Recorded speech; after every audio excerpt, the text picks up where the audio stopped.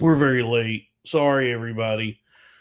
Um, I What's up, y'all? was eating spaghetti, and it was spaghetti time. I'm on spaghetti time, dude. That's why we're late. I was at the. You ever had a arrabbiata? No, never heard of it. What's your spaghetti strategy? What's your spaghetti technique? Well, it depends on what you're making. Sometimes I like to mix it all together with the ground beef. Maybe have the noodles in half or whatever, and make Whoa. and make a nice. You know what I mean? Just Nona says don't do that. well, I understand, but that's for like if you're feeding a group of people or whatever. If I'm at like a restaurant, or if I'm making it for myself or whatever, I'll get like a swirl of noodles just plain by themselves. They got a little bit of oil on them or whatever, I and love then some butter noodles, and then dude. I'll make a good shrosh, and then you pour that on top of How that. do You you know what I make? Do mean? you what do you do to make us? You make your own sauce? Nah, I'm not nothing fancy or nothing like that. But I do like to make sure that I'll saute some like onions and some green peppers maybe or something like that. Maybe some mushrooms, and you get that all nice and sauteed and stuff. And then you put the sauce in there and let it simmer for a little bit. But I'm literally fine with pouring a jar of sauce of some good Yeah, sauce or yeah. That's whatever. usually. Hold on, I want to address this because I did initially say spaghetti strategy because it's alliterative, but then I realized that's not really what I was trying to ask. So then I said spaghetti technique. Well, a strategy can involve a technique. A strategy can be composed of techniques, sure. But I just, I am aware. Look, I have an English degree, so I hope I have some grasp on the words I'm using. Sometimes I don't, but yeah, I do the jar sauce most of the time. When I was a kid, my mom would always, she would, she's not Italian, she's not a Nona, or she's not from the old country or nothing, but she used to go all out making her own sauce, like, and it was a lot of like what's available in cans, So she go to the store and just buy all the different like tomato paste and canned tomatoes and all the stuff to make a homemade sauce.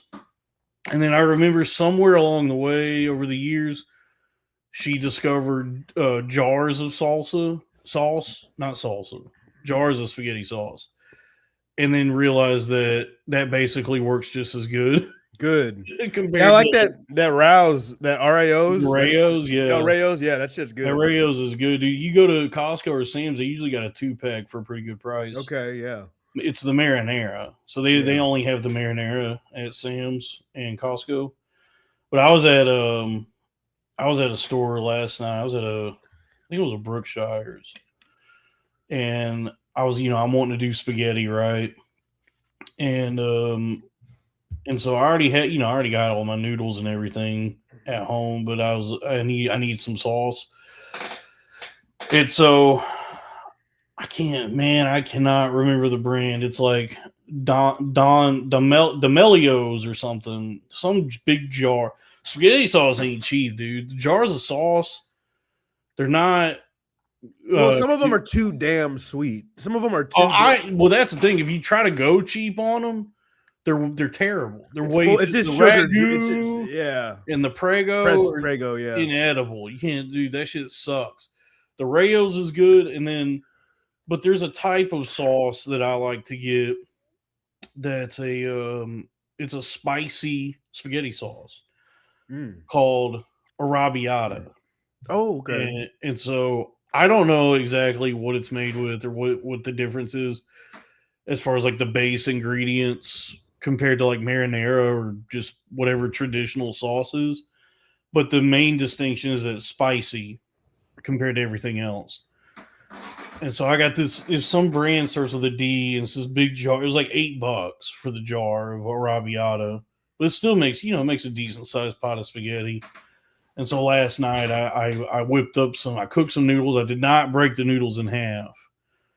I do the whole noodles in the pot for 9 to 12 minutes. A little pinch of salt to get the water boiling. But you can't watch the pot. You know why? It won't boil. A watched pot never boils. So so I put the noodles in the pot and then I stepped away so that it would boil. Yeah. The pot unobserved. But I will say though, the spaghetti Heisenberg principle. The parable. Also a parable, yeah. Yes. No, but it makes a huge difference if you saute some onions up in there, maybe some diced green peppers or something like that. Like it makes a huge difference. Like it brings the flavor out. The most I did was I got this tube of sausage that has like, oh, there you go. Yeah. Fennel is like the sausage with the fennel in it. Oh, okay. And so I cooked that up and then mix that with the sauce and then mix the noodles in. Which that's actually something I never do, but I thought I'd go give it a shot last night. Normally, noodles are separate, sauce is over here, and then each plate, I fix the noodles, pour the sauce on top. But then I saw something on like a YouTube short the other day about mixing in the noodles with the sauce, just the whole batch, right? I don't like that because makes the noodles mushy. The noodles, it could make the whole thing dry too. Sometimes depending on the sauce, it could like the noodles will soak in the sauce or whatever. Yeah. I don't know. Yeah, that's what happened with the leftovers. Yes. So yeah, like when it was fresh, it was all wet and delicious. It was wet ass pasta. Yeah. I was eating some wet ass pasta, and that's great too for leftovers. You keep them separate so that you can recreate the magic. But then today, because then I put it, for the leftovers, I put everything in a bowl and put a lid on it, toss it in the fridge, and then right before this, I go to fix me a little bowl of spaghetti. Yes, and it was dry, and I was like, "Where's the sauce?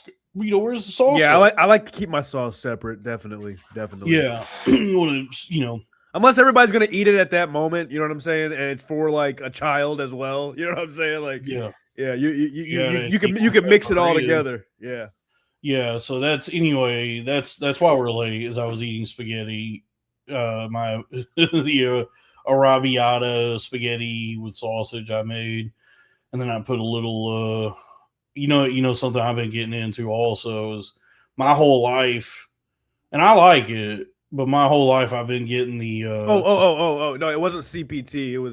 It wasn't colored people time. It was consuming pasta time. Folks, we're here. You're on Bamboofed. We're in the mix. Happy Monday, folks. It's the Billionaire Podcast Network.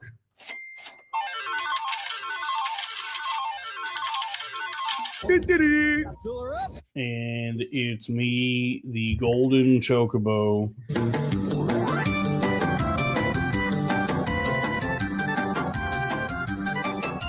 Dolphin Pruitt. And it's Bamboofed, number 24. I'm joined by Pandatron. Y'all know what it is. Back up in it with a sack of spinach. It's your boy PJ, also known as the Half-White Dynamite. Mudblood Chud, Perma-Fried Prince, but tonight, for the purposes of our live stream, you can refer to me as the Full Throttle Mulatto. We're kicking it here with Dalton. We're talking pasta. We're talking methods to make pasta. Go ahead and sound off in the chat if you have an idea. And go ahead and hit like while you're there. Thanks. Nice. Ought to see some super chats. $5 from Howling Labubu. Thank you. Yeah, we ought to see some super chats. That's cool. And then, what is this? I don't know why. Okay, I don't know. I have done my best to be careful about everything, but there is no rest in peace BPN. It's still the BPN. It's all the Billionaire Podcast Network is thriving. Big things coming to the network. So just rest assured that the BPN is not dead. There's nothing that is still. I am still the founder and proprietor of the network. The Billionaire Podcast Network. What is this? What does it mean? I would love some. Sorry. What does it mean? It said on the screen title of your title card. What title card? I think on the thumbnail it says BPN, but that just corresponds with what you just said. So. Yeah, I don't know. I say. Go ahead. I'm sorry. Well, no, it doesn't. No, it doesn't say. No. Okay, so on the thumbnail In the bottom left, it says BPN. And then in the bottom right, it says a corn-fed with Dalton Pruitt production. So the main umbrella, like the network, is the Billionaire Podcast Network. Ka-ching, did you feel rope? But then this particular channel is corn-fed with Dalton Pruitt. And then on this channel, this show is Bamboo Fed with me and Pandatron. Yeah, Dalton's like in the center of the universe, and I guess you could say like people are kind of orbiting around him. You know what I mean? Yeah, I have my own orbit. Yeah. Yeah. So you just think of it like any network where you have the network, and then you have the production studios, and then you have the shows themselves. So there's the network, and then the production studio in this instance is corn fed, and then the show is bamboo fed, and so that's why there is a distinction on the thumbnail. This is the BPN, and then it's a corn fed production. It's all I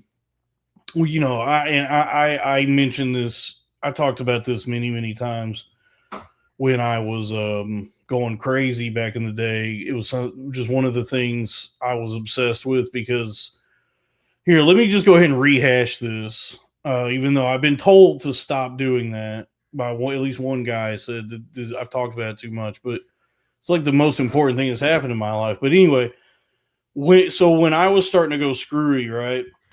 Like when I was becoming manic all those years ago, losing my mind, there were these billboards all over the city where I lived at the time, which was New York City.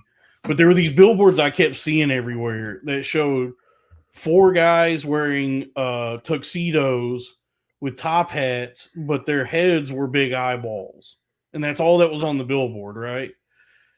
So I know what that is because I'm hip. I'm cool. I'm with it. I'm plugged. I'm tuned in. My finger's on the pulse. That's a band called The Residents. And that's been their imagery for probably like 50 or 60 years now. That's been what the image of the band is, these 4 guys with eyeball heads and top hats, tuxedos, right? And then they all have canes. And it's a band that since I think they've been around since the late 60s, right? They have been anonymous the entire time they've existed. This is actually, this is actually apt to this current moment in time, because the only name, one of the only names that anybody has of this band, of anyone associated with it, is this guy Homer is his name. Dope. And the Odyssey just came out in the theaters, so this is appropriate. This is very apropos in the Greek parlance, maybe. But it was French. What, parlance? Oh, sorry. I guess it is French. The word apropos. I thought the apropos was apropos. I don't know how to spell that shit, so I'm just it's just Aleppo. That's in Syria. Oh, okay. 5. Hey, thank you, Joe Triple D, for giving 5 corn-fed members. Joe D to D. God bless you. Yeah. So anyway, when I was going through this, like, I was having this mental health crisis at that time where I was breaking from reality and becoming very paranoid and conspiratorial and just nuts. And then all over town, I'm seeing these like cryptic billboards. They just have these 4 guys on them with the eyeball heads and the top hats and the canes, tuxedos, the whole deal. And that's literally, it was just a white billboard with those 4 guys on it that I just kept seeing pop up everywhere. Now, thinking back on it, that was probably just advertising that the Residents are playing a live show somewhere, because they still tour. Now, it's dubious as to whether or not it's still the original crew, the original group. It's brought into question how many of the guys you see on stage are the original band members. That's probably by design. It's almost like the Blue Man Group. because the band has been around for so long Right. that it stands to reason that most of them are probably dead. Now, I will say that in their live performances in recent years, there is at least one guy on stage that is noticeably very old. So He's I an think OG resident. Yeah. he's the so I think it is a situation where Homer is still alive, maybe, but it doesn't matter because their whole ethos is anonymity. So it's never like they were gonna reveal themselves. That's pussy shit. It's something they call the theory of obscurity. Yeah. But anyway, their whole like origin, how they came to be, is they're from like Louisiana or something, and they had sent like a demo tape to Warner Brothers, I think, back in the day when they were trying to get going as a band, but it didn't have a return address on it, or it didn't have a name on the return address or something. So it got sent back to them, and when it got sent back to them, because there was no name on it, they just put the residence of whatever the return address. Looks like came up with the name of the band, and then they eventually moved to New York and started performing all these shows or whatever, and then just completely independent of any like record label or any of the actual business. This guy Homer, I think his name is Homer Flynn, is usually like what they say his full name is. He started a record company for the band called Ralph Records. And then he started a management company for the record company that the band is signed to called the Cryptic Corporation. So the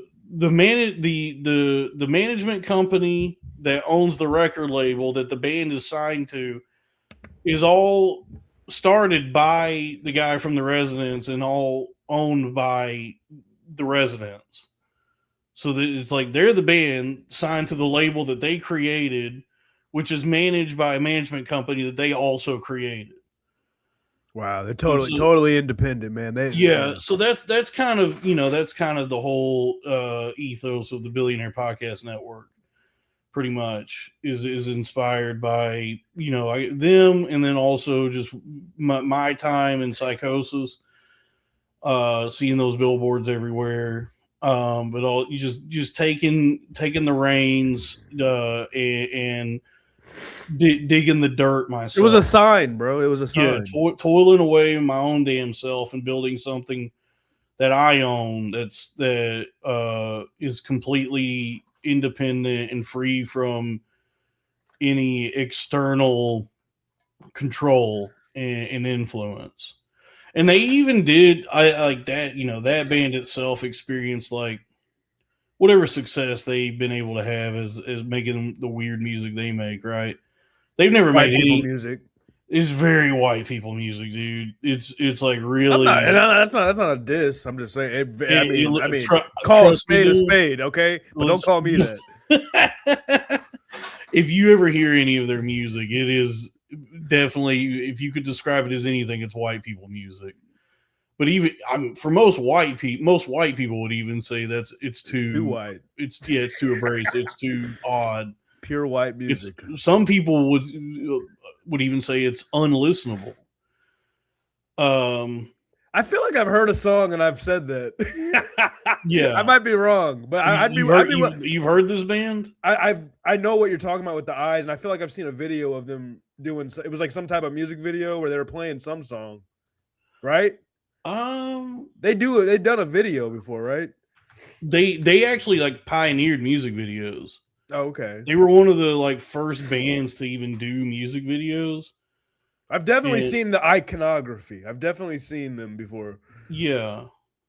I mean, let me see I guess we could watch one. Yeah, play like at least 30 seconds, something like 30 seconds. I want to give it a shot. Let's see what happens. I guess like their big music video would be like 1 minute. I remember seeing them stand on stage. Maybe this is a Mandela effect. Hold up, Paul. Wait a second. I didn't mean it like that. Cut that part out. Mandela. Hold up. How you gonna Mandela? I don't know. I don't know, dude. I'm trying to figure it out, man. Let me see if I can find. I'm trying to see if I can find 1 minute movies. Here we go. Yeah, because this was like, I think this was like my introduction. And then when I was in college, smoking the weed with my buddy Brett, and he showed me this. So let me see if I can get this to come up. Shit.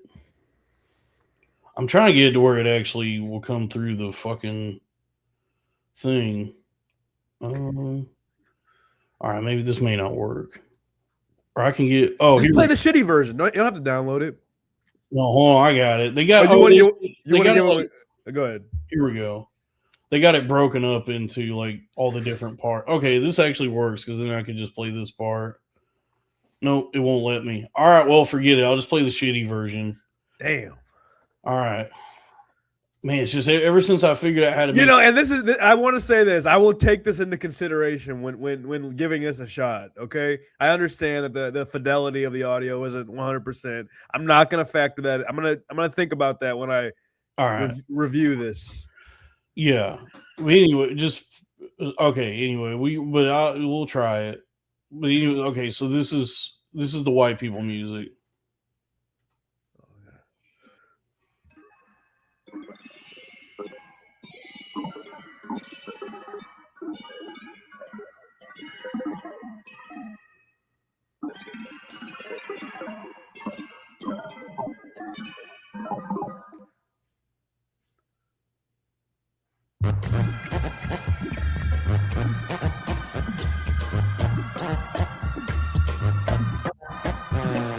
Someone saw a strange amount of moisture on her lips, and it was also seen upon her arms and on her hips.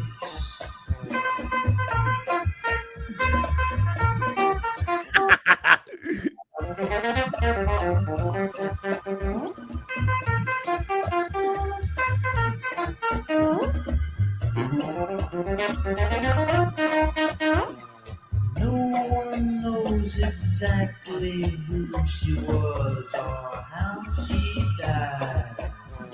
But when they opened up her purse, they found a snail inside. So there's the guys. Yeah. Anyway. Okay, so go ahead. So that's that's the first part of that music video. Raphael knows what Raphael wants me to play Third Reich and Roll. I guess it is a cooler video. It doesn't matter. Look, we got a taste of it. You get it. It's white people music. I'm just trying to figure. Okay, look, I love for the video. I loved the direction. It almost seemed like they were trying to like capture an indie movie, space alien movie or something like that. They were trying to capture that feel, but like not actually have that be like a real thing. Like the idea of filming a put together cinema of like an alien type of horror movie or something like that. But I'm just like when I'm listening to that song and that audio, I'm thinking like white people sound off in the chat. What is the vibe? What do you listen to that when you're grocery shopping, when you're driving down the road and it's chill? I mean, like I don't know. I think you have to be a particular kind of white person to even want to seek that out. Because that's that guy that was playing the guitar, whatever the fuck he was playing, he was swag. He had swag. Yeah, he was chill. He was cool. Yeah, I don't know when you would listen to. I've sat down and listened to that music before. Like I've listened to their albums, a few of them. They got a ton of albums, so I haven't listened to everything they've done, but it's it's always like a very deliberate thing. Like I'm going to sit down and listen to this and sometimes even like endure it. Like I'm going to force myself to listen through one of these albums because something about this feels important to me. Yeah. Somehow, even though it's this really bizarre avant-garde, difficult music that is maybe even bad. It definitely feels like they are cultivating and shaping a vision. They do. There is a vision there. Yeah. Okay, so you can't knock that. They're like I mean, I guess like you could describe them as they're like an art collective. They got the whole look with the eyeballs, and then they get the music videos and the music, like all of it is what they're doing is I guess what you would call art. It's challenging. It makes you sit there and scratch your chin and think. Some people call it fart. Shit stinks. And that's valid too. That's the thing. That's the thing. Like if I play any of their music for anybody and they go, "Yo, this fucking sucks," it's not for the party. Dude, I get it. And I'm saying this. There's music that I absolutely love that I just like. I know it's not for anybody. It's not for anybody but me in this moment right now, and whoever else listens to it by themselves or whatever. I totally get that concept. So yeah, I'll tell you what it definitely is. It's scaring the hose music. In fact, I would say there's a direct through line from that to Death Grips. I can imagine like a girl that looks exactly like a girl version of Zach Amico enjoying that. Like, you know what I'm saying? Like, it depends on what type of hose you're trying to attract. Yeah. What's funny you mentioned Zach, because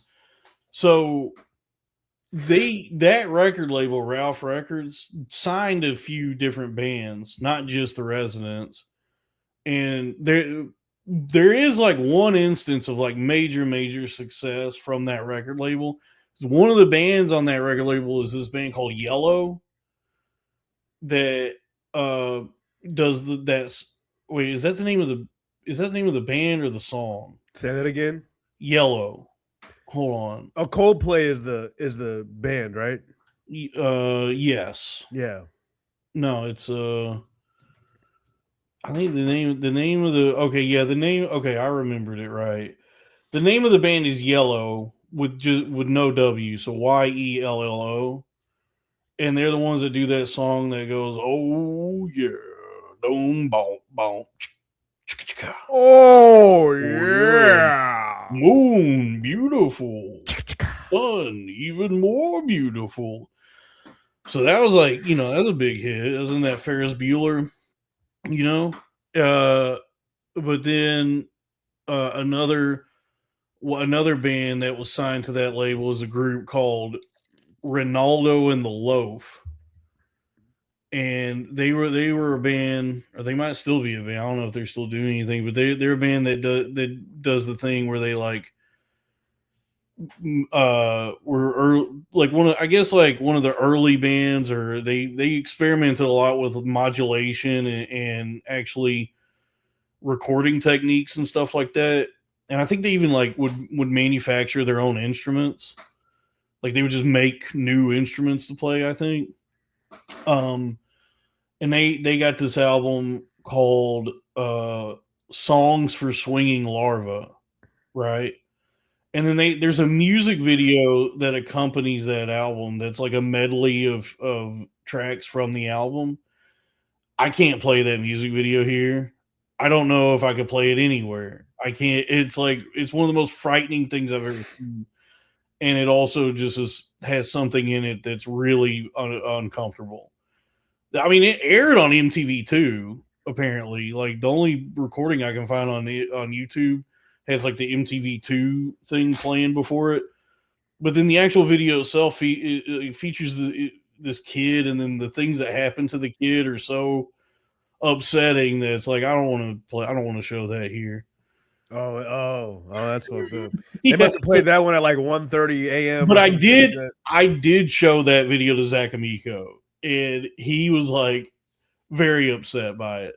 He was just like, dude, what the fuck are you showing me? Hey, talk to Viacom, whoever the fuck owns MTV. They played it, shit. Yeah, I mean, I don't know if he was. I wouldn't know about it if it wasn't for Ted fucking Turner. He did find it unsettling. He thought it was disturbing. That says a lot. He was like, dude, I'm way too high for this. Yeah, that says a lot. Yeah, because it's like, and there's nothing like particularly graphic or explicit that happens, but it's just what's suggested in the video. That's like kind of like that scene in The Shining with the bear Yes, yes, that's kind of the whole vibe. But it's like this kid getting abducted. Yeah. Yeah, it's just it's really disturbing. So, so that's also something that I guess the residents were, because that was on their record. Anyway, that's all that is to say that I went through a very like traumatic experience, where that I kept seeing those billboards, and then you cut, but I do remember at the time being obsessed with this whole idea of being able to just do your own thing. Just like if you want to, No matter how freakishly nightmarish, how debaucherous it is. yeah, or I just mean like, as far as like creatively and businessally, if you decide you want to do something, you could just do it, and there really is nobody stopping you. And because they were doing that they did that in like the late 60s, early 70s, that they started a band and then started their own record label for the band and then a management company for that.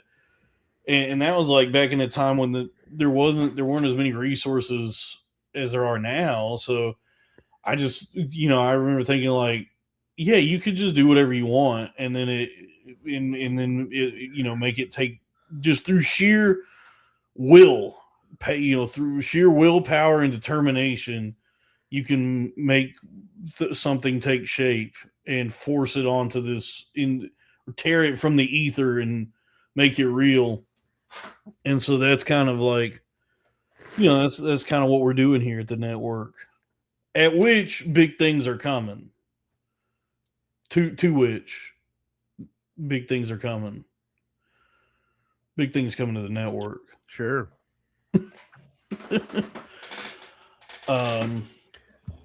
Anyway, so the network is still thriving, dude. Now as far as the other thing goes, I don't know what I can. I'm trying to be congenial. Is that the word? Ooh, you're Mr. Congeniality. What does congenial mean? Friendly, pleasant, and compatible. Okay, yes. Okay. I'm trying to be congenial about that. I don't want to step on anyone's toes or kick anyone's shins. I don't want to ruffle nobody's feathers. So I'm just trying to play it safe, be nice, not say too much, keep it just very professional with everything else everybody was asking about. So anyway, yeah. All right, well, Dalton, let me ask you this: what are some of your we say big things coming to the network. Let's just pause here for a second. What are some of your goals? What are some of your creative goals within the next 6 months? What do you think? What are some things you want to try that maybe you haven't? Sex with a woman.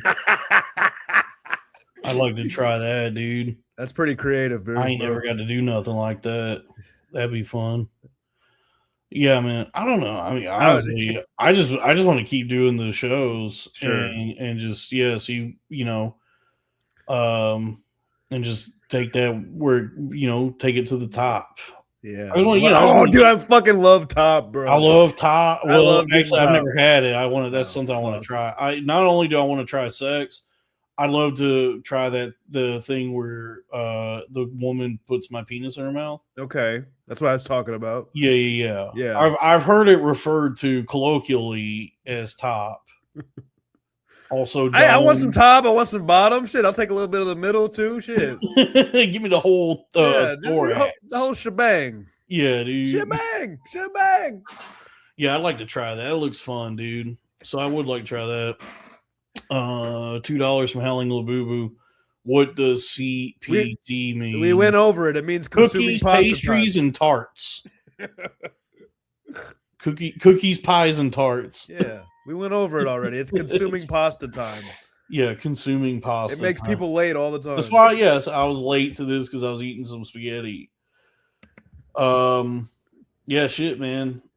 I don't even 6 months from now that's a good question. It is good to think about the future and to maybe try and plan it and have an idea of what you want to do. Just throwing it The out problem there. I've been having for my entire life, and especially the last few years, is my whole life it's just I've always been like living in such turbulence and chaos and instability and uncertainty that I'm just You're in the living. moment. I'm living from one second. Hanging by a moment here with you. Yeah, dude. I'm just living from like one second to the next, like a wild animal, like a fox, dude. Okay. Retreat to my hole. And so fucking love hole. I've never done any of the stuff that is that's responsible and what you're supposed to do. Like think ahead into the future and plan for the future and have an idea of what my goals are. I've always just been like, man, I got to figure something out. And then I just kind of let's try this. Let's try yeah, that. and I'm just always like scrambling and shuffling, hustling. There's something, but there's a good. That's not for me. I kind of thrive off that shit. I'm just like not. There is a part of me that thrives in chaos and urgency, especially creatively, man. Like that was like with this, with the live streams and with stand up and anything I've ever done. It's when my back is against the wall absolutely. that I feel really inspired and energetic, and I feel the juices actually flowing. I was like, anytime I've ever done stand up, it was always like when my name would get called and I'm walking up to the stage that I would actually feel, this is it. Yeah, like I would feel some sort of inspiration hit, or I would start having cool, funny thoughts and thinking up ideas and feeling creative is just like as I'm walking to go perform the stuff that I probably should have thought of before then. But then I would do fine. I would do well. I'd have good sets. It could have been better, but here we are. You know what I mean? And that's not like in like an underachieving way. That's like in like a I can't believe I pulled this out of me and you guys enjoyed it type of way. Yeah, because like when I just have a bunch of time on my hands, too much time on my hands, taken away with my sanity, and I try to actually be productive in those moments. Like I sit down to do anything productive, my mind just goes completely blank. If I'm trying to like deliberately do something productive, like write or whatever it may be, I can't. I just I become paralyzed. I've never even had a thought, but then once it's like a fight or flight situation, that's actually when everything starts flowing. The pistons are pumping, and I'm in the damn zone, dude.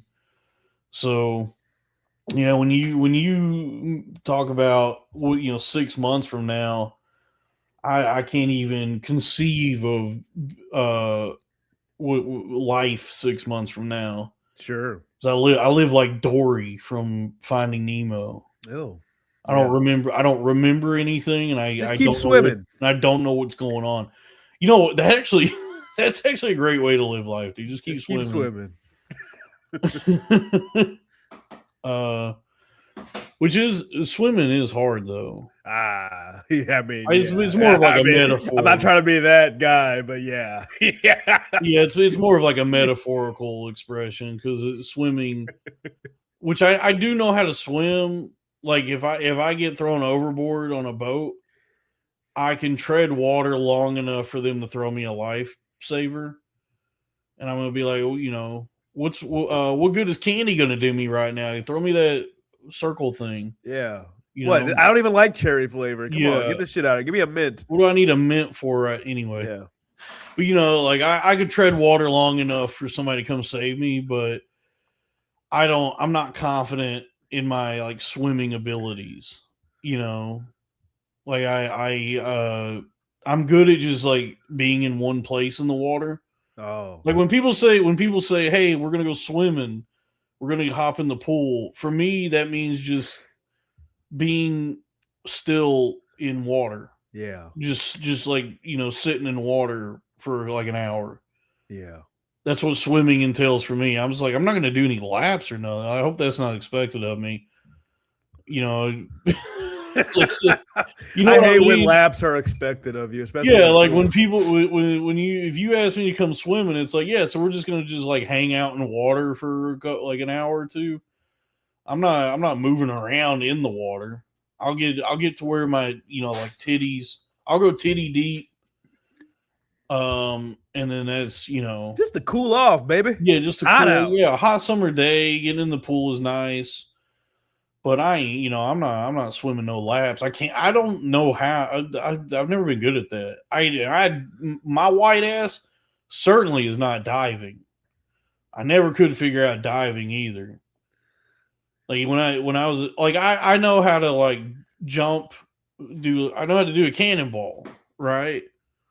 I can jump and then like tuck my legs in, tuck my knees and grab onto and then dive in ass first.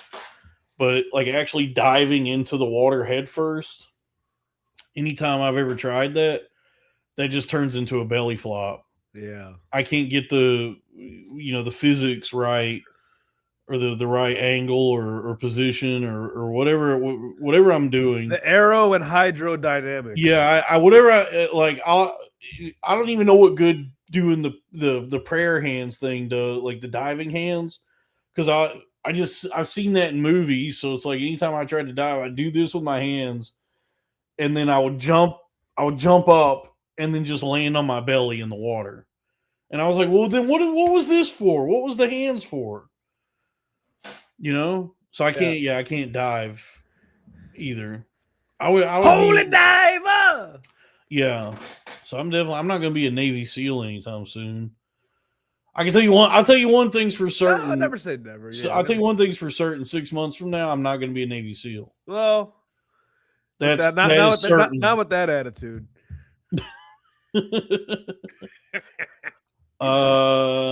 $2 from Howling Labubu. What's Dalton writing on tonight? Nothing, dude. I write from the stage. All right, which usually, from my experience, means I'm lazy. And no, it means you're living in the moment. Borderline illiterate. Sure. No, you're living in the moment, bro. I'm living in the damn moment, dude. Can you dive into a pool? Hell no, dude. You can't dive? Look, guys, I know. Oh yeah, make your jokes or whatever, dude. When I see a 12-foot deep pool, I freak out. Dude, it's scary, man. Dude, I don't want to. Why they gotta be so deep? If you go down that far, if you actually go that deep, your ears like hurt. Your ears start to hurt. I bet the pressure. There's a pressure. Because I did used to go to, when I was a kid in Fort Worth, there's a Navy Air Force Joint Reserve base in Fort Worth. It's Carswell JRB, Joint Reserve Base. Okay. So I grew up in that area, and my dad's in the military.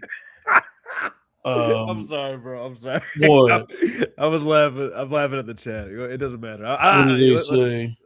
Who drank all the gravy? Who drank the gravy? I don't even know what that means, but I was just thinking about someone drinking. I know. I'm sorry.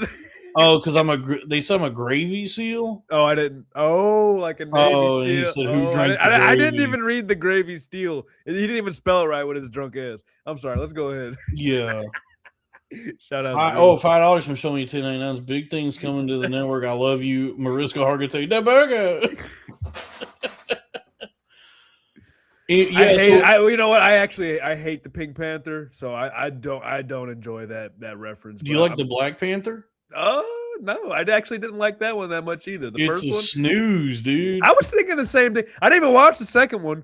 I don't watch most Marvel movies, but I definitely didn't watch the second Black Panther. Yeah, I understood the hubbub at the time. Like, I understood all the acclaim and accolades and praise it was getting, because it is like a landmark in cinema that there's a black superhero or what. Like, I get the politics of all that, and that's all well and good. But the movie itself, I just thought was pretty boring. no, I was happy to go see it in theaters, and I thought it was something new and interesting. I hated like the last like fourth or like third of that movie where like it was like the final battle scene, and it's like in a giant field. Yeah, well, they're 'cause riding at that rhinos point- and shit. I hated that so At that much. point, you're just watching like a computer. Yeah, exactly. You're That just well, watching- that and also I just feel like it doesn't. I don't know. I didn't like it. I didn't want this to turn into a whole big battle. I wanted to see a superhero be Yeah. powerful and do his thing. You're just watching shapes and colors. That the Whoa! computer is Don't say that, bro. Sorry. Don't say that, bro. I said But, shapes. And what else did you say? And Don't say it colors. again. No, fuck. I didn't say. It's not like I said shades and colors. Well, you just did. So I did. Yeah, I sorry. appreciate you for that. Thank Sorry, you. I just watched Gran Torino again. No, but I was gonna say, just imagine. Like, I feel like something might have happened with the second. Like, the second one was kind of robbed of like another chance at redemption, just because of like the circumstances surrounding it. You know what I mean? With Yeah. what's his face there, Chihuahua or whatever the fuck his name. What's his name? Chihuahua. I forgot what his name was. What's his name? T'Challa. T'Chucker. Oh, that's right. Yeah. Well, you know what? It doesn't even make because it's like I'm talking about the actor, Chadwick Boseman. that was his Chadwick name. Boseman. Yeah.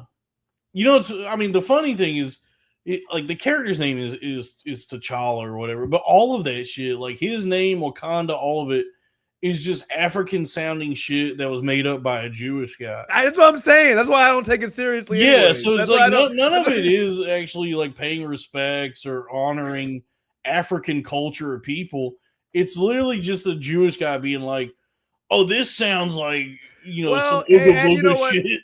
I think, yeah, right. I think that his heart was in the right place. Maybe like where he's trying to like show different perspectives within his Marvel shit, because he was kind of with X-Men. You know what I mean? There was like it was woke and shit like that, and I feel like he was trying to do something there, but it just comes off as kind of like that lady who did the.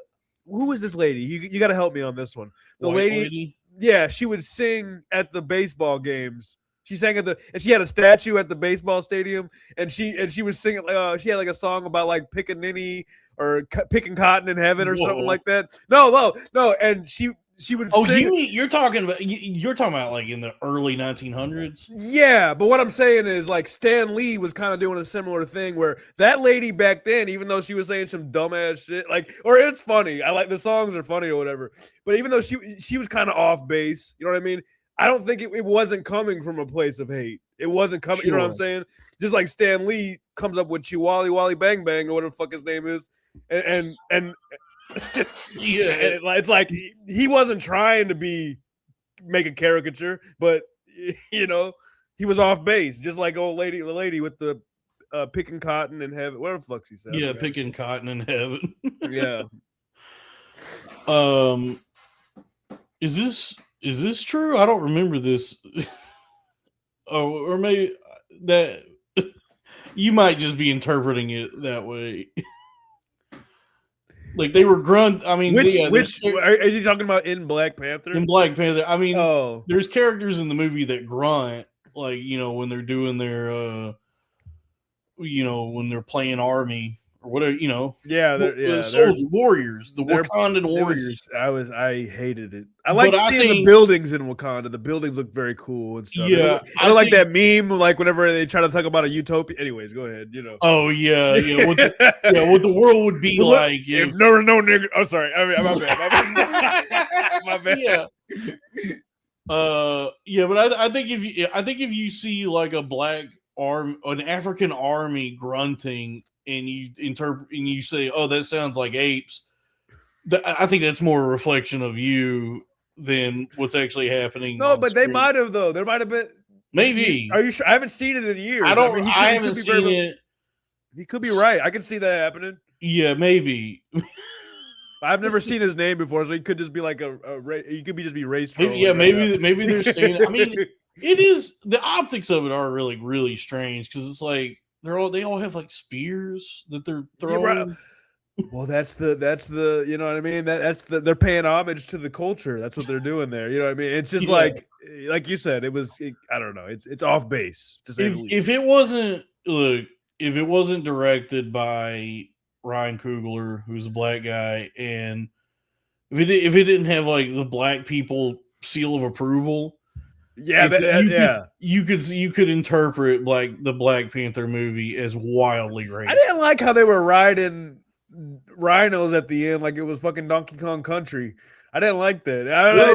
They were riding rhinos. Yeah, there was like a I don't rhino. remember this movie at all, dude. Yeah, they were in a big field and they were like going against like where the fuck is it? Was it That's Warmonger? that's all I remember about the movie is it was so middling. I don't remember it. I just remember. I just remember being like at the end when it was daytime and we're in this big field and there's rhinos and they're chucking spears or whatever. I'm just like, man, this movie this is off base. I'm like, what the fuck is going on here? Yeah, I don't care what happens at the end of this epic battle. I really don't give a fuck. I did, yeah, which is pretty much the case for any Marvel movie.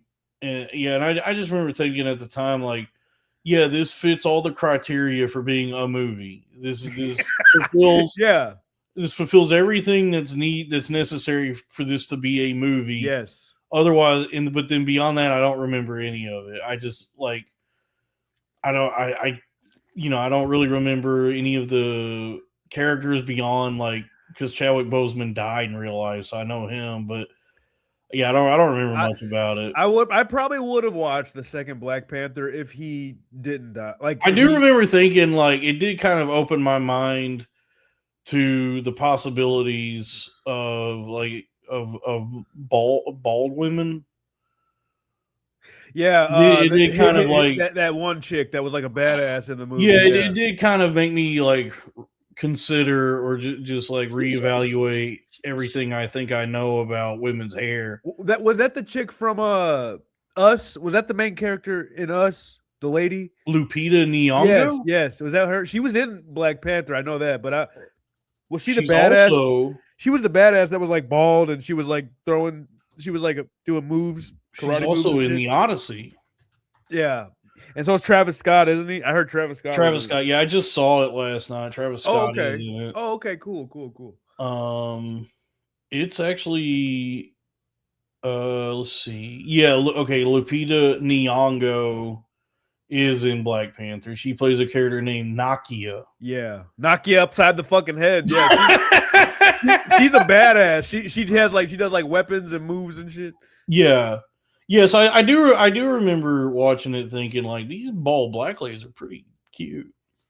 It could work. You gotta have the right head shape, you gotta have the right face, but shit. Yeah. I think maybe being bald does work better on like bald or buzz cut, like really short hair might be a better look on darker people. Well, you say that, but I feel like if I see a Latina with a shaved head, I just think schizophrenia. Really? Am I wrong? I don't know. That's just my impression. Or like a native chick. This is completely. This is locker room talk. I'm just saying, like I just feel like it doesn't. It's not necessarily about the darkness because Sinead O'Connor. You know what I mean? That she had her moments. You know what I mean? So I don't think it's like a color, like a darkness thing. I think there's other factors because I don't know. When I see like someone that's like my complexion and like a chick and like gets I don't know. To me, I just get schizophrenia. Folks, it's the question that we're asking tonight: are women allowed to be bald? And if so, which ones?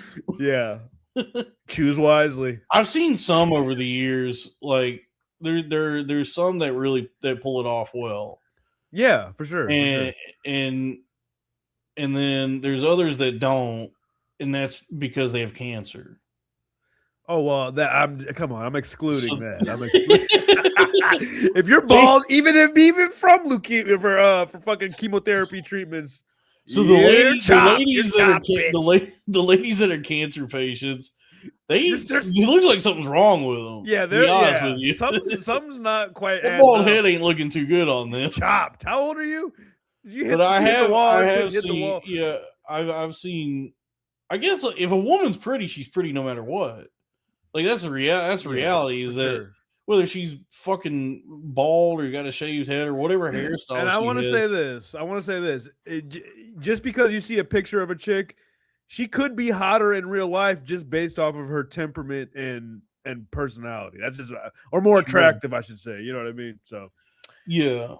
Or it can go the opposite way, where she's like she can look pretty fucking hot when you see her, but then when you see her in real life, you're like, oh, you know. What I'm trying to say is I'm an empath. I'm demisexual. Yeah, I'm demisexual. I'm trying to fuck Demi Moore. I'm a hemisexual because I go fast, motherfucker. It's Yeah. You're him. Yeah, I'm hemisexual. I'll only fuck in a Dodge. I will only fuck in a Dodge truck endorsed by noted pedophile John Reed. Wow, yeah, he had a hard drive, didn't he? He got busted. Yeah. Oh boy. Yeah. Caramba. Yeah, that thing got a terabyte. It's too soon. Those kids aren't even 6 yet. I don't know I don't know the specific details of what I heard. It was like babies. That's what I heard, dude. I know, dude. I don't even want to think about something like that. Dude. Sorry, folks. That's disgusting. That's really happy Monday, guys. I hope you're ready for your Tuesday. We're getting there. We're getting through the week. Morbid Monday. Talking about John Reed's hard drive. We got $2 from Show Me the 1099s. Cancer equals busted. Yep, you're chopped. You're chopped. Yeah. Sorry, lady. Welcome to the new world. I guess if I was dating a woman, if I was already in a relationship with a woman and she got cancer, of course, I would. It depends. It depends on how things are going, because a lot of people will break up in the midst of cancer. Some people will do that. It happens. It's unfortunate. So it depends on how your guys' connection. You know what I mean? Yeah. And, but if like I was, I can look past those things. If you have to shave your head, you know what I mean. You got a dent in the back of it just because now I didn't know it until you got cancer. Like depending on the goodwill accrued, we I didn't realize how fucked up my girlfriend's head was until she got cancer. She always had hair. I didn't realize she had the same head as I think her mama didn't turn her. Mama didn't turn her when she was a baby. Yeah, her mom didn't massage her head when she was a baby. And now here I am paying the bill. Yeah, it looked like she should be in a movie with Dan Aykroyd and shit, man. Who else? You get what I'm saying. She looked like an alien. Yeah. A very xeno head. Mm-hmm. Xenocranial. Go ahead. $5 from Howling Labubu. Didn't expect that out. Hickory, North Carolina. Oh, yeah, that's where John Reap is from, a little town called Hickory, North Carolina. Hickory Dickory Dock. Suck my fucking cock. Let me see a little boy's cock. All right. Oh, shit. And that's my impression of John Reed. We're going to cut that's that part out. That's me doing an impression of John Reed. Sorry if you saw that live. We're cutting that part out. We're going to cut that. Let's get some super chats going. Anyway, yeah, so Black Panther sucks. But you saw the Odyssey. So hold on. Black Panther. Go ahead. I'm not going to say it sucks, but it is forgettable. No, I want to say this though. The first, like I said, third, and then it started like to wane a little bit in the Wayne Brady a little bit in the second third. But like when I was watching it and he started kicking ass, I'm like, oh, this dude's kind of cool, because there were some cool scenes, where he like snuck in and had to like secretly kick some ass. You know what I'm saying? Like, oh man, this nigga's tight. You know what I mean? But once we got in the field with Ramby from Donkey Kong Country and we were riding him on I was like, wait, what are we doing here? And then they had spears and energy weapons. How the fuck? Where do you see that? Oh yeah, it was like this fusion of tribal and advanced. Yeah, they were like a technologically advanced tribe. Which then brings in like it just opens up all these other questions of like, okay, so if you have this like hidden advanced nation somewhere in Africa, this Wakanda, and they have all this knowledge and futuristic technology where they're capable of doing all these different things, then why aren't they why are they keeping all of that to themselves and not like helping the rest of Africa? You know what I mean?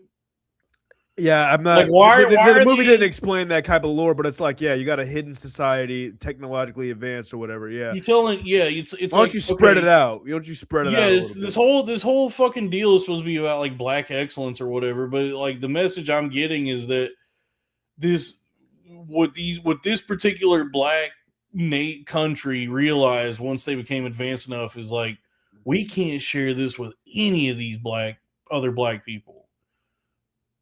Like we can't, you know. These And niggas gonna ruin it. I look, I didn't want to say it, but yes, you said it, not me. But yeah, and then they leave it up to basically the United States and at the time the USAID and all these different NGOs to be the ones to go in and try and like salt Mr. Beast to help with all the other people in Africa. And it's like, well, shit, man, Wakanda's right there. I mean, you got Mr. Beast can afford a flight to Wakanda. Okay, so he just needs to stop there and just go ahead, bring them some stuff on the way. Bring him a couple of cyber spears. Well, Mr. Beast would not know where Wakanda is. I'm saying that while Mr. Beast is out there building all these water wells and tanks and setting up this, for some village, all the Wakandans are just sitting back watching this happen when they could be the ones like helping with all of the rest of Africa. We gotta. I don't even know in the lore how long Wakanda's been around in its like technologically advanced state or whatever. Like, I don't know the lore, so maybe they just got it like a couple years ago. You know what I mean? They got like it's been there forever, dude. Because they got the vibranium. Like they're sitting on like this huge deposit of vibranium or something. Yeah, I gotta look into that. Why are they keeping? They're gatekeeping black excellence. Yeah, why is black excellence being gatekept by the Wakandans? Okay, Wakanda. What Wakanda shit is this, dude? Wakanda, no joke. That's a college paper right there. That's your fucking thesis. That's your dissertation, dude. You write that in a. What about dissertation? Did anybody ever think about that? Dissertation. I thought about that. We all citation for dissertation. Yeah, I thought about that the other day. So I was wondering what y'all thought about that. Yeah. Yeah. What do y'all think about dissertation? We got 100 joules from 100 Okasha, and it says Marshmallow High. Hi, Marshmallow. So, let's see. Am I gonna? You know what? Let's just do, the whole thing is going to be on the channel. This is a special one, so I'm not even going to do okay. I'll do something else for the Patreon this week. I'm still trying to figure out what I'm going to do because like on the corn-fed Patreon is kind of a little playground for me. Sure. So all I'll do, what I'll do right now, though, is plugs. Folks, please subscribe to the Patreon for this channel, which is patreon.com/cornfed with Dalton Pruitt. And also, please subscribe to the Arena of Ideas on YouTube, youtube.com/@Arena of Ideas. And then the Patreon for that channel, patreon.com/Arena of Ideas. And then subscribe, leave a comment, whatever I'm supposed to say. Oh, and I guess. Well, look. The real truth is, leaving a like on this video doesn't mean much because. Oh, actually, no, never mind. This one does. But usually, like this one. Well, yeah, sure. But I just meant like, because you usually unlist these ones. So, but anyway, it doesn't matter. Yeah, I think it might be a better idea to just like do these live and just leave them up, and then I'll do something else. Because I was like, I was trying to experiment with it where like I could do. I basically was just copying Kevin Brennan. Oh, okay. Cool. You gotta try it, dude. That's what he does, and a lot of other people do that kind of model where they'll stream live, and then when it's done, they pull it and then put some of it or all of it behind a paywall. But I'm realizing that what I would rather do is just do whatever I got to do to get more people tuning in to just garner more of an audience. And so it might be best, like, if we are going to do these for like an hour, longer than an hour, just do the whole thing live. And then when it's done, leave the whole thing up. And then I'll figure, the Patreon I'll do something on the Patreon. Whatever. Sorry, I didn't mean to derail you there, but I'm happy to be here. Hey, I'm happy you guys kicking it here with us on a Monday, man. We're having a good time. And I really never thought about Black Panther this much. Dalton, what else you got to say? Well, did you have any plugs you want to do? Me personally, please check out my stream. Go ahead and go to Pandatron. You can just search. I'm the most subscribed Pandatron on YouTube. So go ahead and type that into YouTube and subscribe to my channel. We're going up in subscribers. I'm almost monetized. I'm excited. And rest in peace with BPN Mart. But Martin, just the store. Just the Mart. I'm bpnmart.com. Look, it's not going to be around. It's going to be around to the end of August. From what I understand, it's going to be up through August and then it's shutting down. Yes. I don't know if that means like orders are going to be fulfilled. Oh, sorry. You're right. That's fair. I look. I trust it, but thank you. But anyways, I'm trying to sell my sticker out. We're almost there. We're more than halfway there. And but I understand what I hadn't quite considered what Dalton just said just now. But please help me sell out the sticker if you are so inclined for the risk. Yeah, if you want to risk maybe not receiving the order, go ahead and order. I think you will, but it sounded like they were going to continue fulfilling orders through August, and then at the end of August, the site is shutting down. So look, I'd like to sell up. That's what it sounded like.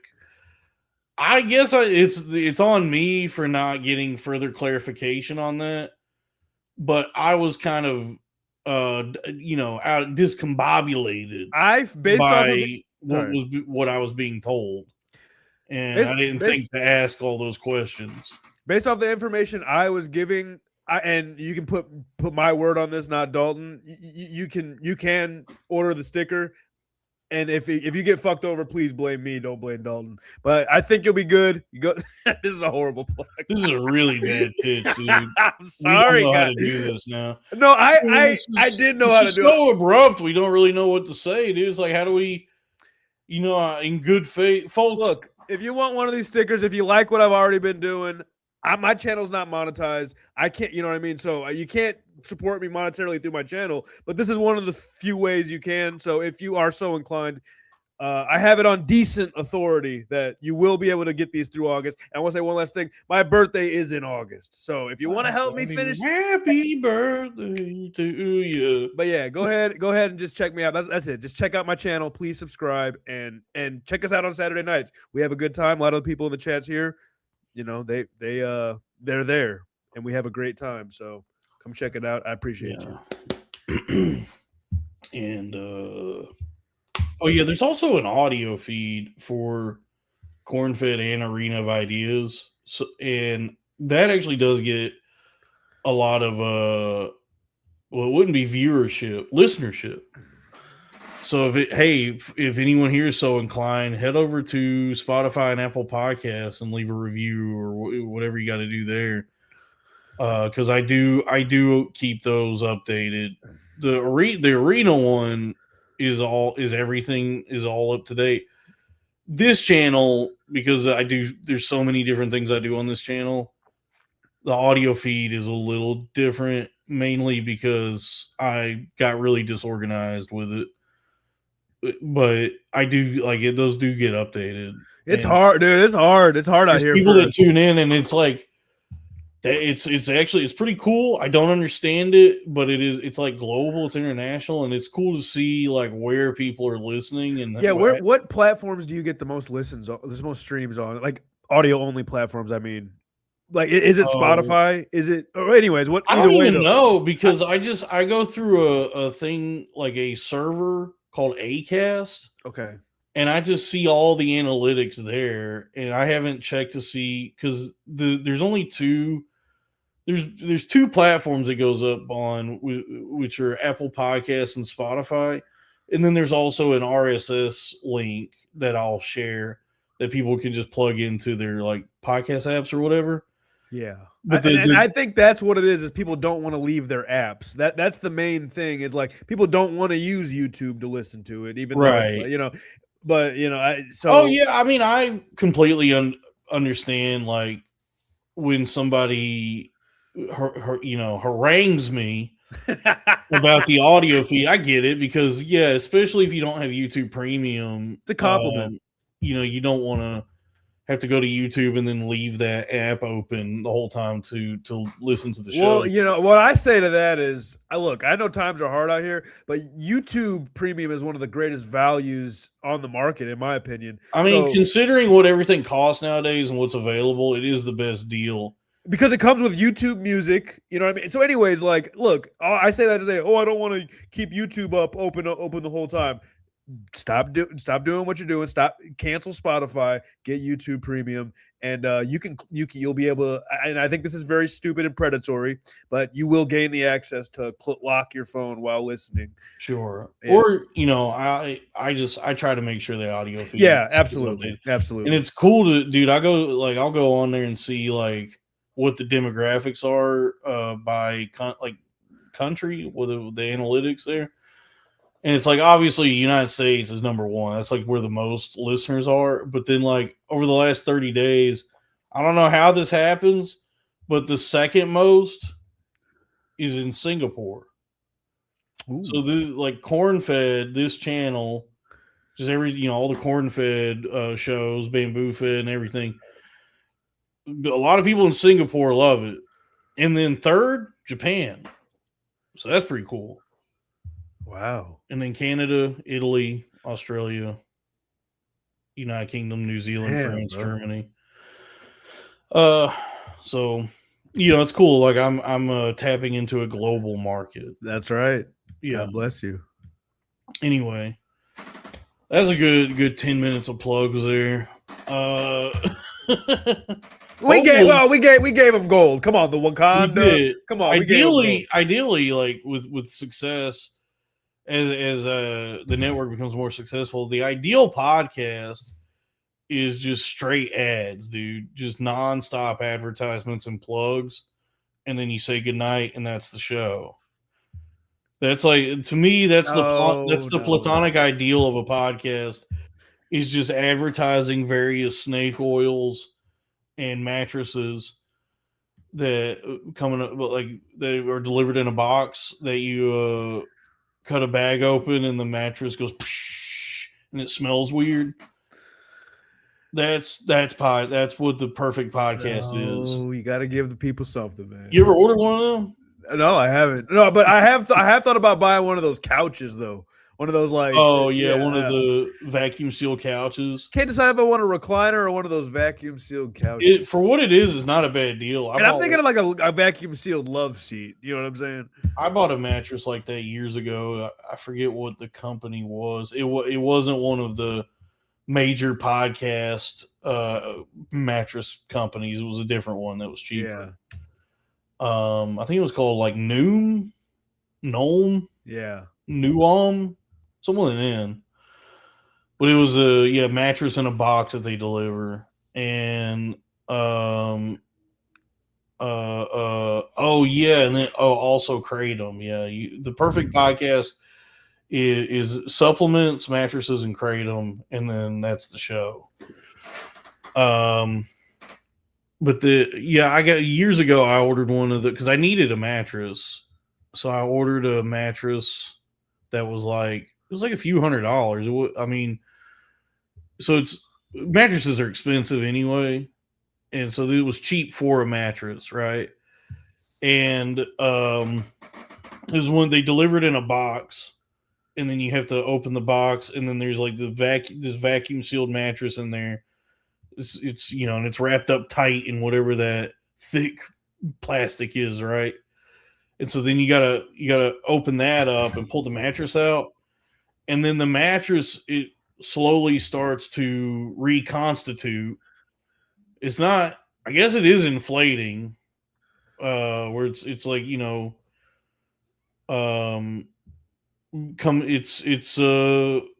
bound. Because it's not an air mattress, so it's not like inflating. But it's inflated. It's like coming back. It's reanimating. I'm trying to think. Yeah. Reoxidizing. I don't know. I don't know what the physics of it are, but the mattress is getting bigger and it's becoming a mattress again. And it takes I think 24 hours. It takes a while for it to get to its like full size and shape.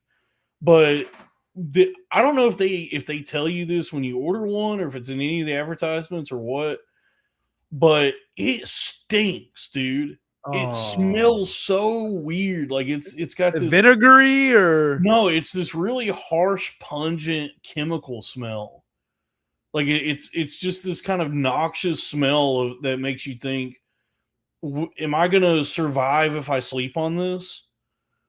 You know, it's because it's like can I inhale this? Yeah, it's like a really really strong chemical smell that takes it takes a few days for it to go away. Yeah, and I remember looking it up at the time, like mattress smell.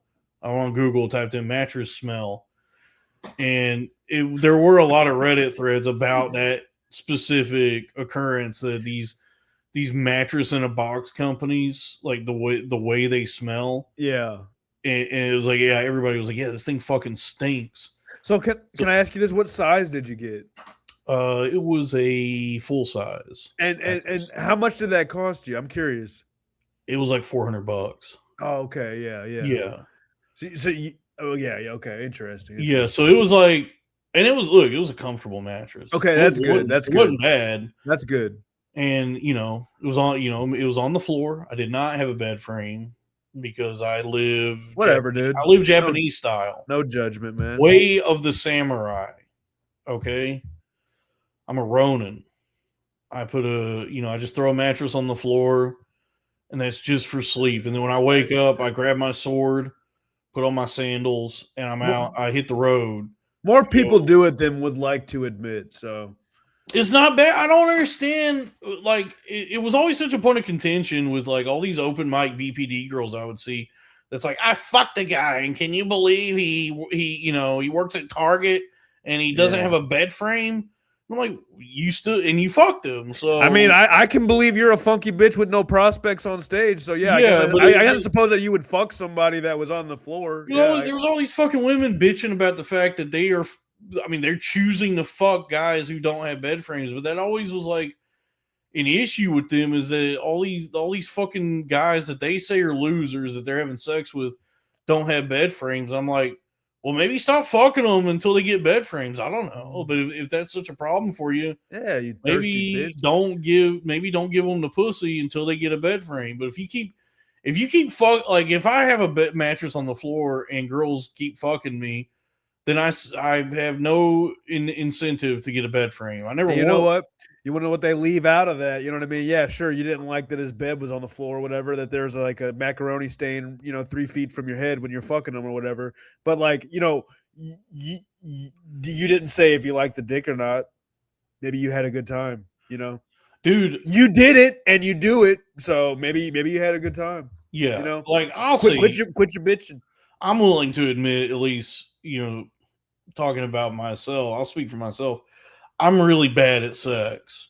So like I can't satisfy a woman in any way whatsoever. Sexually, well, you're an intelligent guy, so emotionally, financially. I can't do anything that a woman would enjoy or be satisfied by. So I'll admit that, and it doesn't matter whether I have a bed frame or not. But I have heard tell of there's a lot of guys out there who, in every aspect of their life, you would think are losers. Like, they're like line cooks. They got no money. They don't shower. They got doo-doo in their ass. They're on all their money on drug addicts, weed or something. But I've heard a lot of stories that they got, those kinds of guys, they be fucking really good. I've heard tell of a particular kind of guy who's kind of a bum, but he's like really good at sex, and that's what keeps them coming back. That's how those guys get laid a bunch, and then they, the women, even though like the women are in a having to go to a bedroom in an apartment that's gross and fuck on a mattress on the floor, right? They're not happy with the circumstances. They're happy with the sex itself, is what I've heard. I don't know. I mean, I don't, I know that I can't provide that for a woman. Dalton, stop. Stop saying can't, bro. You're an intelligent guy. You could totally figure it out. But it's just, it's I guess I can like impress a woman with my wit and I'm not smarts. talking about that. I'm talking about anyways, whatever. It doesn't matter. It doesn't matter. I don't You can do it. You know what I mean? Like Rob Schneider, like bro, I'm not talking about getting the girl, whatever. I'm talking about the mechanicals. You can figure it out, man. It ain't, anyways. Yeah, you're talking about like actually fucking good. The logistics. The logistics of it, yeah. Yeah. Anyways. My plan was always just to get enough money that doesn't matter. You know what I mean? I guess, yeah. It seems easier to me. I feel like the money is to get them, but then you kind of want to do your thing. You know what I'm saying? Right. The money is to get the seal the deal, but then you want to know how to do your thing. That's how I just always had this idea that if I had enough money, everything else would fall into place. So like once I get to a certain financial success, then I'll be able to attract more women and have have more sex, and then maybe somewhere along the way I could either figure out how to get good at sex. If not, the money will be enough to satisfy. This, it's like I can't. I'm not, where what I mean? Where it's like I'm not the kind of guy that is bringing a woman to climax, but she can use my credit card as much as she wants. Yeah, I hear you, bro. Like I'd be happy with that. I think a balance is great, but yeah, that obviously that'd be great. That'd be nice and convenient. I don't know, man. No, seriously though, like not having to do much and still getting what you need, like, yeah, bro, yeah. Obviously, that's that's all. I also want a jetpack too. I want to fucking go to the Grand Canyon with a jetpack, but I look, whether if it's money, if it's just money or making a woman have an orgasm, that's all kind of like materialistic, What I've heard, and this was something my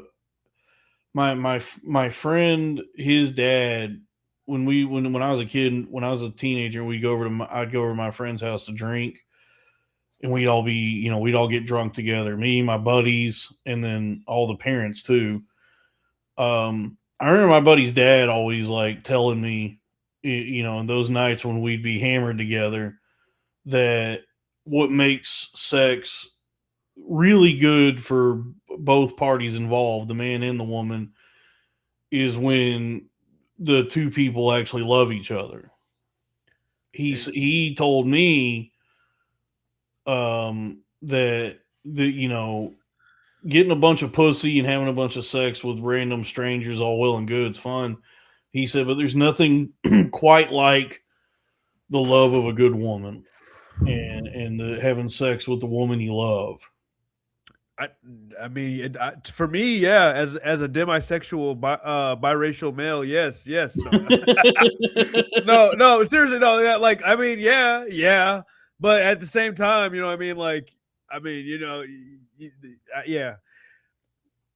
still want to like.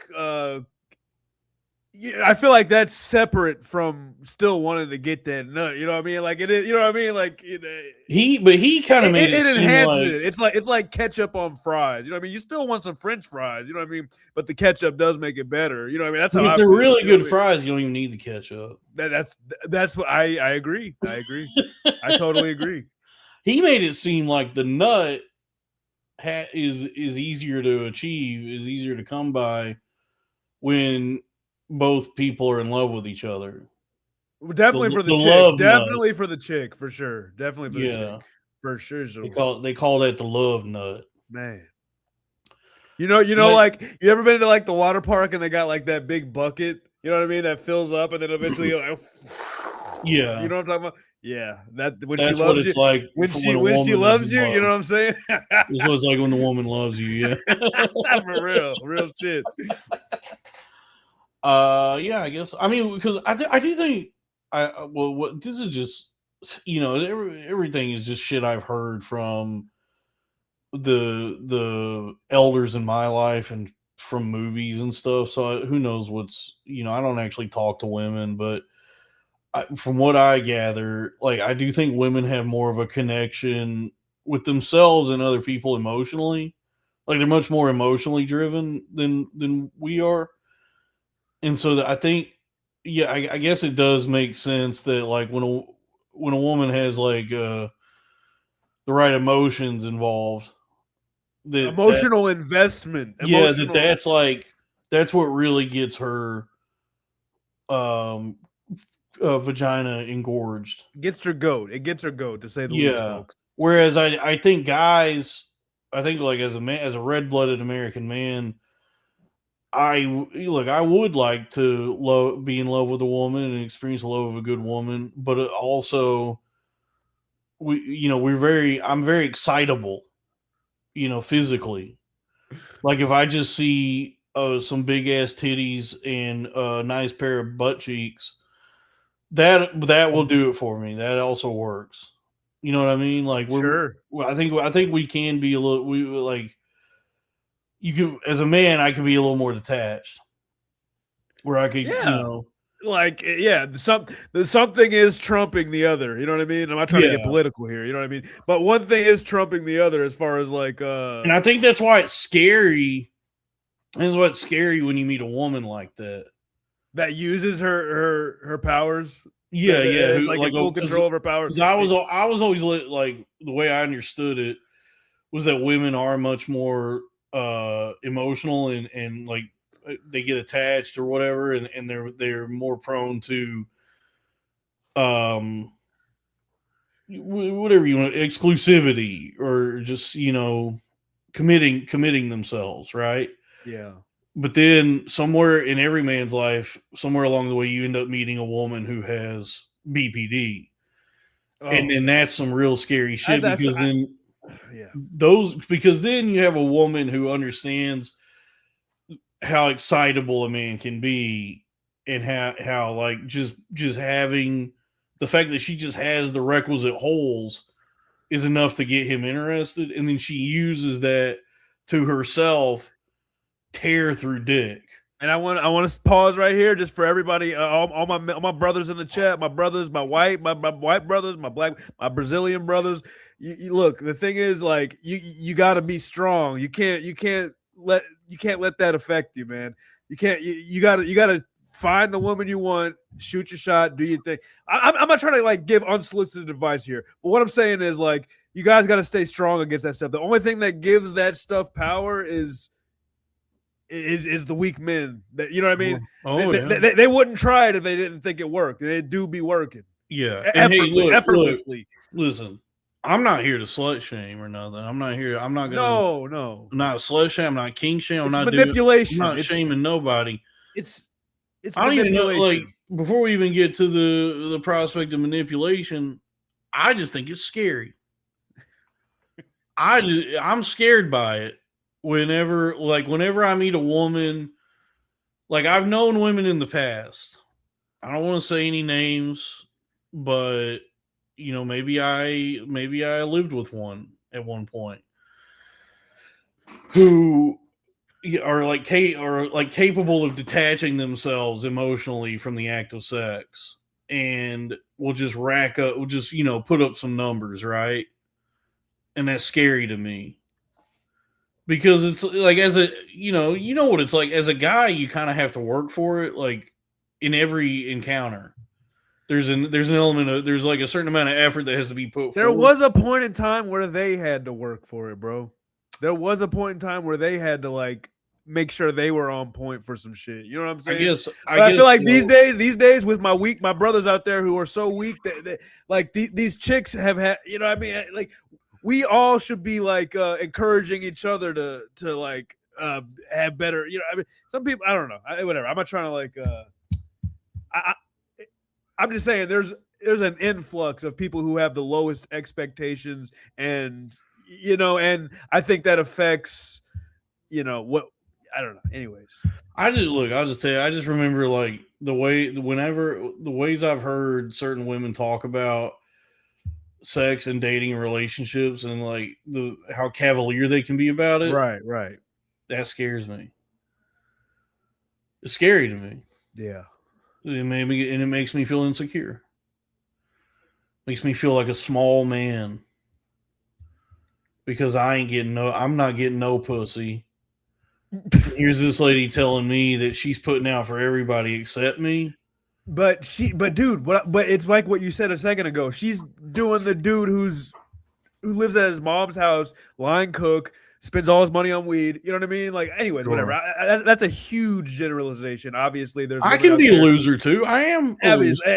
But I'm just saying, like, whatever. Yeah. Anyways, I don't know. I mean, I don't know. Honestly, what it does boil down to, if I'm really reaching in and examining myself and my feelings about this and trying to find the truth of it, it's that I'm hearing that this lady is having sex with a lot of guys and I ain't one of them.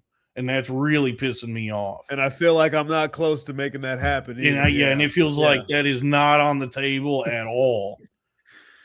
It feels like the fact that she's even telling me all this is her way of saying, I don't think of you as a potential sexual partner or think of you sexually. I think of you as a baby. Or, or as somebody who's so removed from castrated. Yeah, just like I don't find you attractive in the slightest. I don't have any, that is never happening. It's so not happening. I will tell you in graphic, explicit detail about many of my sexual encounters I've had. It just in an attempt to somewhat connect with you. Yeah, just to manipulate you and make you feel bad because I thrive on the attention and the suffering I'm causing you. We're really peeling back the layers tonight. Yeah. Hey, Dalton, I'm sorry. Can you give me like 2 minutes? Just give me like 2 minutes. Sure. I'll be right back. Sorry. Hey, while Pandatron is doing whatever he's doing, maybe we could get some super chats going. But while he's away, let me see. Show me the 1099 says, how long ago was this? Get over it. I'm over it. I'm just re-examining it right now. I'm just trying to do a little introspection and examination and also just try to find something. I'm just trying to think of something to talk about. But that's what live streaming and podcasting is talking about stuff. So while Pandatron is doing something,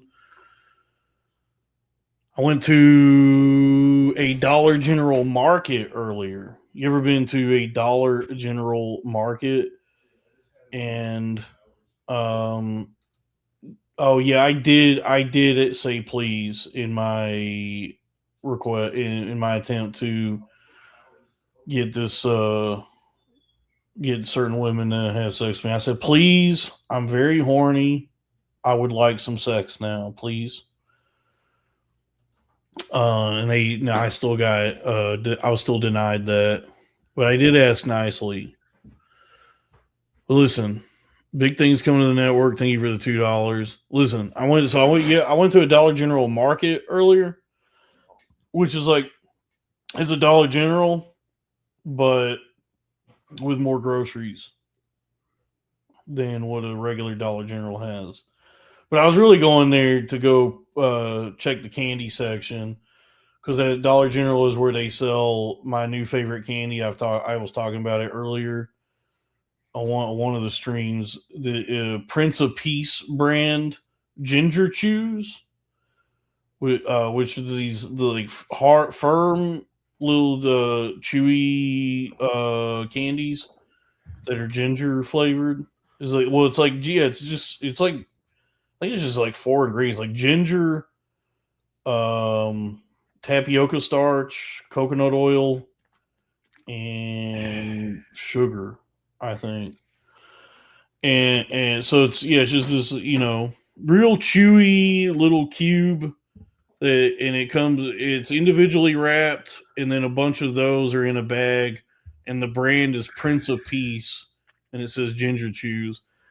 And they're $1 per bag. Oh yeah, you've been talking about those. I gotta try Dude, those, man. I bought 4 bags. I got 4 bags today. I was like, I gotta stock up, dude, because they are like, it's like my new favorite thing. And maybe it's like an age thing. Like I'm getting older, I'm developing a more refined palate for candy. But I'm loving the ginger chews. Because they taste just like ginger. Like it is ginger. It's as told by ginger. As told by, yes. No, ginger is one of my favorites, bro. Ginger, yeah, they're so good. And then when that spicy hits, oh yeah, it's nice. And they're perfect. They're perfect for like after a meal.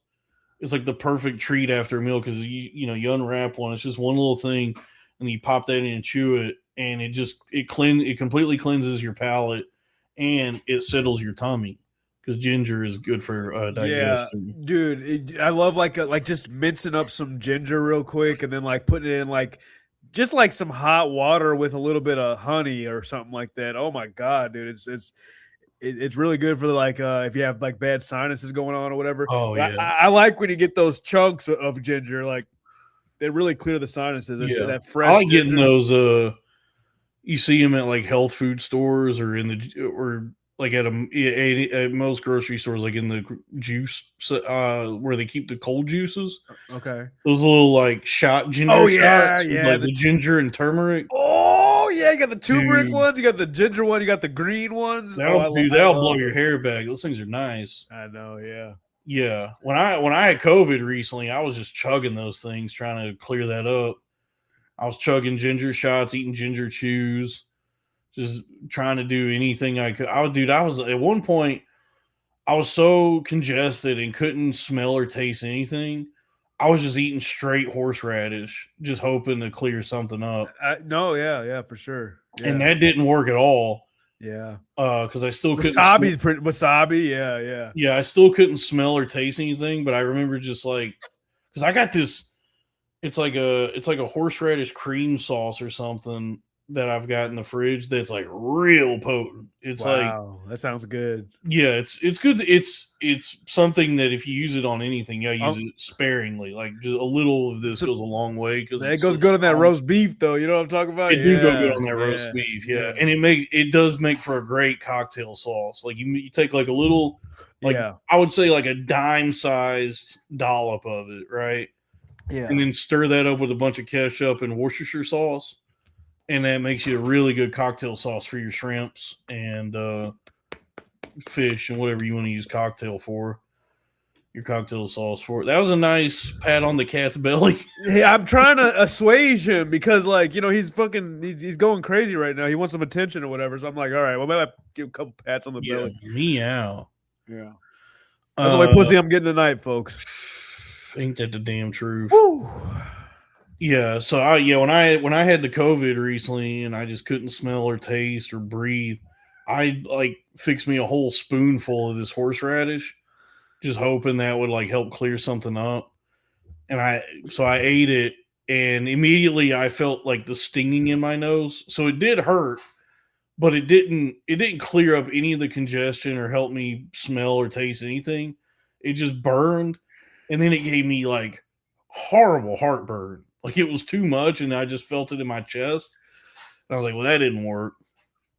And really the only thing that did work was time. I just had to wait for it to pass, and then eventually all of my senses returned. But there was a while there because it was going on for days and days. I couldn't smell or taste anything. I was getting scared that I just was like, oh, I might never taste anything again. I'll never get to enjoy the delicious flavors of food. Yeah. I was sitting there, and I guess it did help with like cravings and stuff because I do remember like taking a bite of some kind of pastry, like a tiramisu or something, and just not tasting it at all and feeling like this existential dread that I might never get to taste tiramisu again. But in that moment, I just didn't eat any more of it. And I was like, well, at least it helps with me Typically, if I got a tiramisu on deck, like there's this one you can buy at Sam's Club. It's $15 for this pretty good size like whole tiramisu. I'm eating big old chunks of that. You know, I'm eating way more than I should. But in that instance, I only took one bite and just put the rest away. I was like, well, if I'm not tasting it, it's not worth it. Yeah. So I wish there was a way to isolate that for like 3 months so I could lose all the weight that I need to, and then give myself my sense of taste back. But I wouldn't want to lose it permanently because I do like tasting things. Burgers, fried chicken, tres leches cakes, soft serve ice cream. There's a lot of things to taste out there. Absolutely. I had 5 chicken wings earlier. Ooh. Hey, answer. Hey, look, here's something. Here's something. Ask me a question about chicken wings. Go ahead. I do have a question for you specifically about chicken wings. This is curious though, because I went to a place that had a lunch special for chicken wings. It was fried chicken place, right? And it was 5 whole chicken wings with 2 sides for $8.99. So it's 5, like the whole chicken wing. So the drumette and the flat with that other little piece on it, the tip of the wing. I don't know what that's called. Yeah, I don't know what that's called. The thing is called a whole wing. It's a whole wing is fried chicken, and it was 5 of them and I got red beans and rice and green beans also. And it was only $8.99. Now, why is it that at fried chicken places like that you can get whole chicken wings for pretty cheap? You know, like the whole thing, and it's just the part of the fried chicken they serve. But if I go to like a bar or a Pluckers or a Boomer Jacks, Buffalo Wild Wings, Wingstop, and because like that whole chicken wing, right, at any of those places would be considered 2 wings. You know what I mean? It would be the drumette and the flat. Yeah, actually, party wings is what they've been calling it. At Wingstop, that would be 2 wings. And if I go and do that same, if I do that same thing at a Wingstop, it would be considered 10 wings. And it's like $20. It's like, am I just paying for sauce? Is there a premium on sauce? Yeah. Because when I was at this chicken place, it was $9 for the. So you're saying like what makes it more expensive, even though it's not a full wing? It's the exact. Well, I actually, this is crazy. I'm gonna drop this on you real quick, guys. Wingstop was pretty much my first job, so I know, I never worked at like KFC or like Popeyes or where you gotta like flour the shit and drop it in the oven like that, or drop it in the fryer or whatever. But anyways, I worked at Wingstop, and I would say probably just in my educated guess, I would say that maybe it is probably because of the sauce and like the variety of flavors or whatever, but yeah, because like those other places, they just kind of sell you I don't know, whatever, it doesn't matter. But yeah, like I think the big inflation of the price is probably like the cost of chicken in general, because it has gone up a lot over the years, as more and more as Black people have perfected the wing, as they perfected the oxtail, you know what I mean? The reason that they were getting it in the first place was because it was a cheap piece of meat, you know what I mean? But they made it so good that now they got a mass. So yeah, I think that's part of it, is like the prices of chicken have gone up a lot, you know what I mean? Because more and more people want these wings and stuff, you know what I mean? Years and years ago, chicken was a bit of a highfalutin bird. And this would have been This would have been like before the 1900s. So like prior to the 20th century, chicken was a fancy bird. It was a kind of a meat that not everybody had access to, and you had to be of a certain socioeconomic status to even be able to obtain chicken to eat, right? But then when Teddy Roosevelt was running for president, one of his platforms for his campaign, like one of his slogans was a chicken in every pot, that he was going to bring forth such economic prosperity for the country that as when he's president, everybody going to get chicken. And that did happen. Like, he became president, and then chicken, whatever he did, chicken became this meat that then was, more affordable, and everybody could get chicken. And so all through the 20th century or most of the 21st century up until now, chicken was pretty accessible for everybody. It was cheap. Yeah. It was always my entire life. It was always thought it was like a cheap bird, Yeah. It's like, I can't afford steaks. I'll get some chicken. Well, also I was thinking about so also like the processing of the quote unquote party wings of like, it probably takes more time and processes to actually like separate them and get them all separated and stuff like that. Like, so maybe it would be cheaper to just buy the whole wing anyway. So maybe that could affect the pricing as well.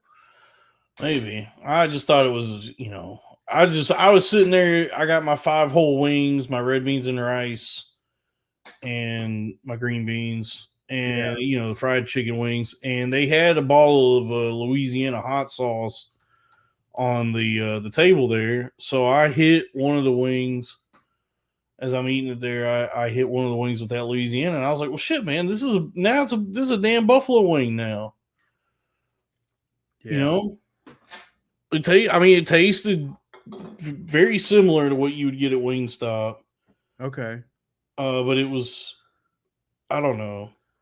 It was just something I was, it was, hey, I guess what I'm trying to say is, I ate some pretty. I was gonna say, you eating good, bro. You eating good. Yeah, it was good, man. And then after that, I tried to walk it off after that, because it's like, I try to do this thing now where I walk after every meal. Because they say you're supposed to, it's just something they say you're supposed to like move your body after you eat to help with digestion and to not be a fat ass. Yeah. It's like fucking like 90 degrees outside, and so I got I got heat exhausted. And then I went to the Dollar General and got a bunch of candy. Yeah. Oh, Kevin's here. What's up, bro? How you doing? Hello, Kevin. We're talking fried chicken. How you doing? Hold on. Oh no, he's underwater again. You all right, Panda? Yeah, I'm good. Why? What's up? You good? You ready to open up a can of country whoop ass? No, not tonight. It's been a long day. I hope you are, though. Yeah, Kevin, are you ready to open up a can of country whoop ass? I guess that's what we're doing tonight. If y'all want to, I don't know. I didn't know if y'all were done. We're gonna run up on Jonah Hill and beat his ass. Oh, all of us. It would take one of it. Panda, just go handle our light work. Chase that fat motherfucker down an actual hill. Oh no, he's not fat anymore. He's trim now. Thanks. He can't run still. He ain't got no cardio. He's doing that BJJ, dude. That blowjob jujitsu. Blowjob jitsu. You didn't see that thing that was like getting everybody's all balls twisted up? He was on that podcast with Jason Bateman and Will Arnett and the gay guy. That's so funny, but it's so funny, those actors and like influencers and stuff doing the jujitsu. Look, we grew up being pussies. We're gonna start whooping ass. It's like, dude, we grew up whooping ass. What do you? I didn't speak for yourself, dude. I grew up a pussy. I'm the perfect mark for Brazilian jiu-jitsu. I was not forced to whoop ass. Yeah, we grew up. We just grew up whooping ass. Yeah, Kevin, you grew up whooping ass. I grew up with my fat ass sat.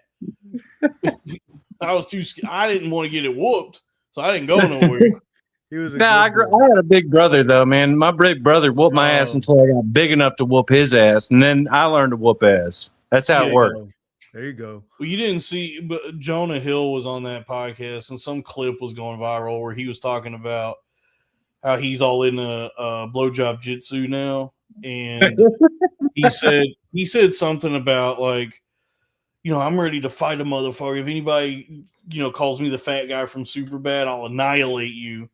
Or Give him the fucking address to fucking 301 North Jordan Street in Whitesboro, Texas. Kevin, easy. That's my old address. It's getting foreclosed. Don't worry. Okay. Yeah. So yeah, he was talking about he's ready to whoop some motherfucker's ass, and then it was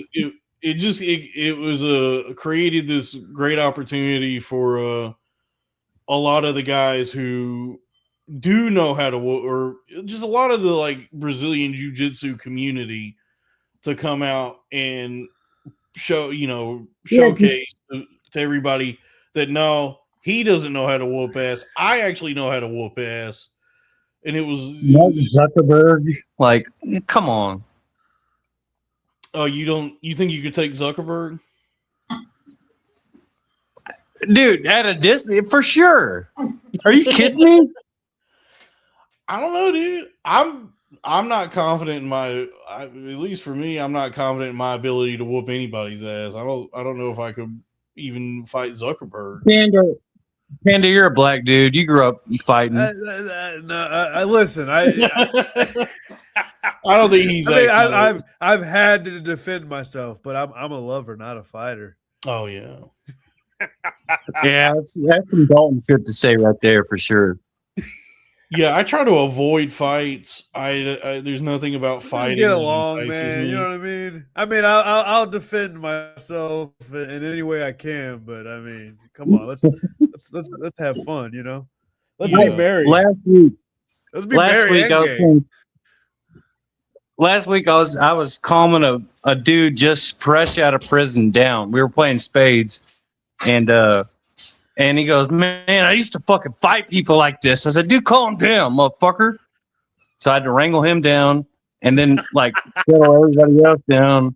Like it was crowd control. But they know I can't fight. Yeah. You kind of settle at being a big guy too, being like. No, dude. I mean, I'm not tall. And I'm big, but that's because I'm overweight. So I'm just like average height, tubby, doughy, soft. How big a boy are you? But don't. If you talk enough shit, people will back down. Maybe, or they won't, and they'll beat my ass. That's why I don't talk shit like that. No, that's why I roll the dice on it every time. Yeah, dude, I don't like getting hurt. You win some, you lose some, but you live to fight another day. Friday. How long is it? Friday, dude. Big term? I'm gonna whip your ass. Yeah, dude, I don't. I'm not too enthusiastic about fighting, man. Do you think Jonah Hill is whooping somebody's ass? I'm not confident that he could whoop anybody's ass. In fact, I suspect he was just joking, but everybody interpreted it as like him being serious or like he's working with professional trainers. He's learning a little bit, but dude, he's not working. He's not running into no street guy. Right? No, I don't think Jonah Hill has any experience in street fighting. I think he's probably doing like private sessions with a trainer and learning blowjob jitsu. He's just a giant pussy, man. I suppose so. He got offended because. Oh. Go ahead. I'm sorry. No, it's all good. It's just, you kind of sound like you're underwater, though. Oh, it's doing that again? Yeah, it's like real laggy, and it's coming in like every so often. It's kind of muffled. Go ahead, Panda. You might be on Wi-Fi. If you turn off while you're on your phone, turn off Wi-Fi. Yeah, I turn off Wi-Fi. And maybe it'll be more consistent with the connection. You know what I mean? Yeah, I got you. Yeah. I know you weren't asking for advice there. Well, I know. No, Look, I know two things about myself. I cannot make a woman come, and I cannot beat up Jonah Hill. Dalton, give yourself a little credit. What? Hold on. I could make Jonah Hill come. Dalton. I'm confident about that. Celebrity deathmatch: Dalton Pruitt versus Jonah Hill. I'm putting it on you, baby. There's only one celebrity in that match, by the way. I think you could attain all three of those things, Dalton. Don't sell yourself short. You think I could make a woman come and then beat up Jonah Hill and then make him come? All three. I believe in you, bro. You're selling yourself short. Okay. Maybe beating him up is what makes him come. Two birds, one stone. Two bears, one cave. Yeah. So if that's what it takes to make Jonah Hill bust, I don't know if I can do it. I'd be like, bring your little saggy ass skin over here and get some, man. There's nothing wrong with having saggy ass skin. If it's Jonah Hill trying to do BJ, what's it, blowjob jujitsu? Blowjob jitsu. BJJ. BJJ. Yeah, there's something wrong with that. Get that shit trimmed up, and then we'll fight. Dude, I remember when I was in college was like the first time I. Hold on, real quick. You got a little star power here. Will your fans please try to set up a fight between me and Jonah Hill? Yeah, everybody. Yeah, reach out to your agent, bro. Kevin from Cornfield versus Jonah Hill. Yeah, see if you could send out a missive, everyone, to Jonah Hill that Kevin challenges him in combat. Kevin from Cornfed. Yeah, Cornfed Kevin. Yeah, it's a little big. Cornfed. Yeah, Cornfed Kevin would like to step into the there's not the octagon, the triangle. No, isn't there another one that's a triangle that's like Octagon. No, it's not the octagon. There's another one. The bare knuckle? Yes. Oh, hell yeah. Even better. Kevin wants to step into the triangle with Jonah Hill. Hands down. Dude, are you fucking kidding me? I'd be on a plane tomorrow. And I come in drunk. You come in drunk? Mm-hmm. Okay. Anyway, let your fans make the rounds on Twitter. Let's get it going. You know? Yeah, we'll send the call out there. We'll shine the we'll signal boost this. Yeah, we'll get the signal out that Kevin challenges Jonah Hill. Drew Huntley, get it going. Yeah, to combat, to martial arts. No, you said bare knuckle. Oh yeah, the triangle, bare knuckle. Well, I thought it was gonna be like a mixed martial arts type of thing because you got the BJJ, and then you got the country ass whipping style. So it's like mixed martial arts. In the style of country ass whooping with gravy. Okay. Yeah, we'll see if we can set that up. That's one of the big things coming to the network for sure is Kevin versus Jonah Hill in the triangle. You might want to put that one behind the paywall, honestly. Yeah, that's going to be a pay-per-view. Oh, dude. Let's get some subscribers, man. Let's get it going. Let's get it going. Hey, let's get some super chats going so Kevin can beat up Jonah Hill. That'd be my fucking greatest feat, dude. That'd be I could retire after that. I don't need to do anything. I'll go live in the woods after that. Like, I beat up Jonah Hill. I'm done working. I'm done trying to make money. Yeah, well, I mean, with the payout from that fight, that would be enough for you to live comfortably the rest of your life after medical expenses. Yeah. Well, I guess you'll have none. I'm sorry, dude. I didn't mean to insult you.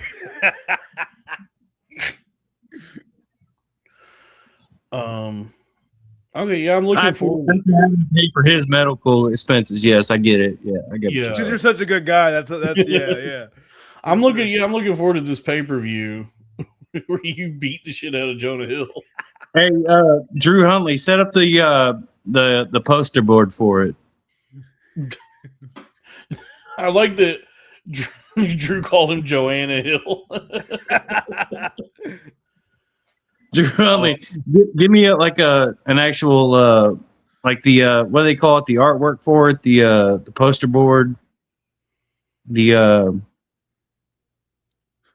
Yeah, the poster board, like the like the one that you would get for a science fair in high school. no, like the Like the fold- face one. the one that folds open. Flyer. Can't help me. Do you- The flyer. There's a word. the flyer. Okay, The poster? he means the flyer. Okay. The same kind of word. I get you. You said poster board. I know was what you're trying to imagining- say, but I can't quite think the exact word for it. When but you said flyer poster works. board, I was imagining the thing that they made you get when you were in school for You got to like, make a science. the science fair. Yeah, the one that opens up and it's like 3 different. Yeah, it's a things. trifold. Yeah. Yeah, trifold. Yeah, that's what I was imagining. I was like, I- I was like, okay, this is an interesting marketing strategy to do a science fair poster board. for an event For, where you kick Jonah Hill's ass. Yeah.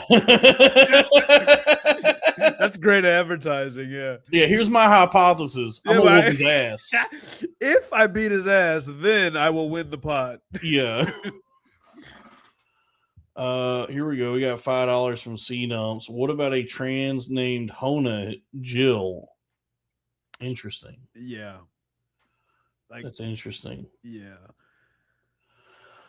I don't know if the last name would have any bearing on being trans. So really, just Hona is a girl's name at that point, though. Yeah. I'm trying to think. I've never heard that name on anybody. Hone. Hey, that was Kevin. Kevin's gone. Nice now. hearing from you, bro. Nice to hear from Kevin. Yeah, I feel for Jonah Hill, dude, because I've been chubby my whole life. I've been, I've yo-yoed. I've been up and down, and like, Oh, you you know. know any tricks? You been walking the dog? I've been walking the dog around the world. I've been fighting. Shit, I can't remember the fucking Gaiax. What was the thing's name? What the helly? Oh, Oh, Guy gets. Oh, you're making Gygax? you're making an Earthbound joke. Yeah, Okay, yeah. that's right. You're right. I've been chucking it at aliens. Okay. Been fighting Snake and Super Mario and Sonic and Yeah. PK Thunder. PK Thunder. But okay, Kevin's back. What's up, bro? KTona Hill. Okay. Yeah, I remember when. But I fucked it up. That's all. I get what you mean. Oh, you meant shit. I get it. TK on a. Yeah. Okay. Yeah, I remember when I was. I feel for Jonah Hill though, because like I remember when I was in college, and that was like when I was in college was the first time I noticed it happened for me that I was like looking at my belly one day, and I had stretch marks for the first time. And I was like, that's a rough day, man. like, oh shit, dude! I didn't know guys could get those. I thought that's just what ladies Pregnant got women. after they got pregnant. But so it was like this just horrifying realization that I've gotten so fat, I've gotten too fat for my skin, Yeah. and now I have stretch marks, and so it just I think it. Go ahead. No, just being fat is not only like physically unhealthy your whole life, it's not good, but it causes so much psychic distress and pain and trauma. Just because you got I got the stretch marks and I have trouble breathing. I can't sleep on my back. It's like, and then even there were all these people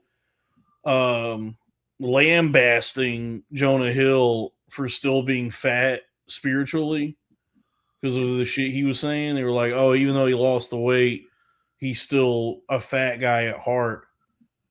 And it's like, yeah, man, it's traumatic being a fat guy.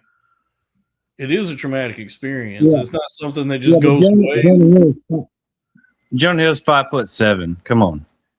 Well, yeah, but he's he's really rich and famous. I'm just saying that, like, yeah, it makes sense that even if you were fat and you lost the weight, you're still gonna, though physically you may have lost the weight, in here and up here, your penis is still tucked inside of your body,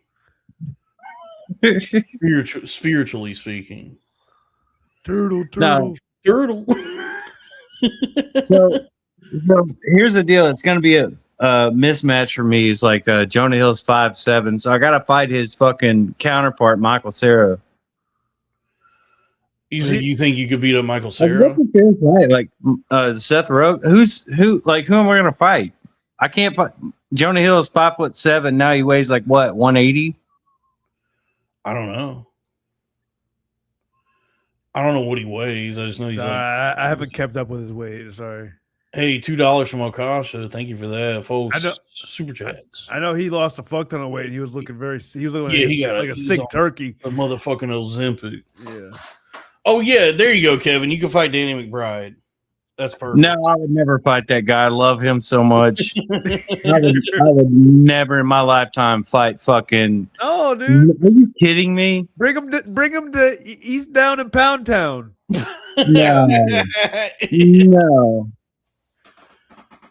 No, I would never. Unfortunately, that's who you have to fight.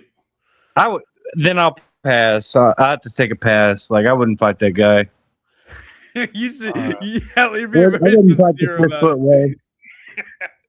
You don't. Yeah, he does have the fist foot way. You wouldn't. I don't know if you'd be able to fight him.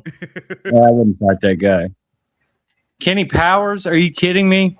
I wouldn't fight Kenny Powers. I love Kenny Powers. My absolute hero. I still act like him. That's why I'm such a shithead. Yeah. I think there's a lot of guys who watched that show and just said, okay, I'll just act like this. Like the rest of my life. That's who I am. Yeah.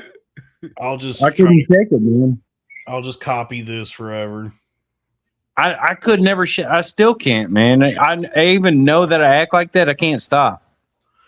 Yeah, this is a good question though from Howling Labubu. What if you had to fight Danny McBride? What if it was? Didn't he get a country ass whooping? But I don't want to do that. I wouldn't do that. With gravy. You still would administer a country ass whooping, but you don't want to. Okay. I wouldn't put myself in a position where I had to. No. Yeah. What if it was for the fate of Earthrealm? Then I'd let him in and watch his movies the rest of my life. Yeah. just eternally pay tribute to him. Yeah. Perpetuity tribute. Yeah. I watch that the diner scene, like the end of Pineapple Express, all the time. Yeah. You remember that one? Yes. Classic. Was that an homage to Pulp Fiction? Maybe. Yeah, maybe. Because there was a diner in that movie. In the beginning and the end. Yeah. I love diners. Oh, dude, I've been to some real ass diners too, though. Yeah, that should be the name of the podcast, Real Ass Diner. Real Ass Diner. The Rad. Yeah. That is a good idea, dude. Real Ass Dine. That could be your show on the network, Real Ass Diners. Yeah, but like in tech, we don't have diners. I'd just be at a Denny's all the time. Or at Waffle House. Waffle House, yeah.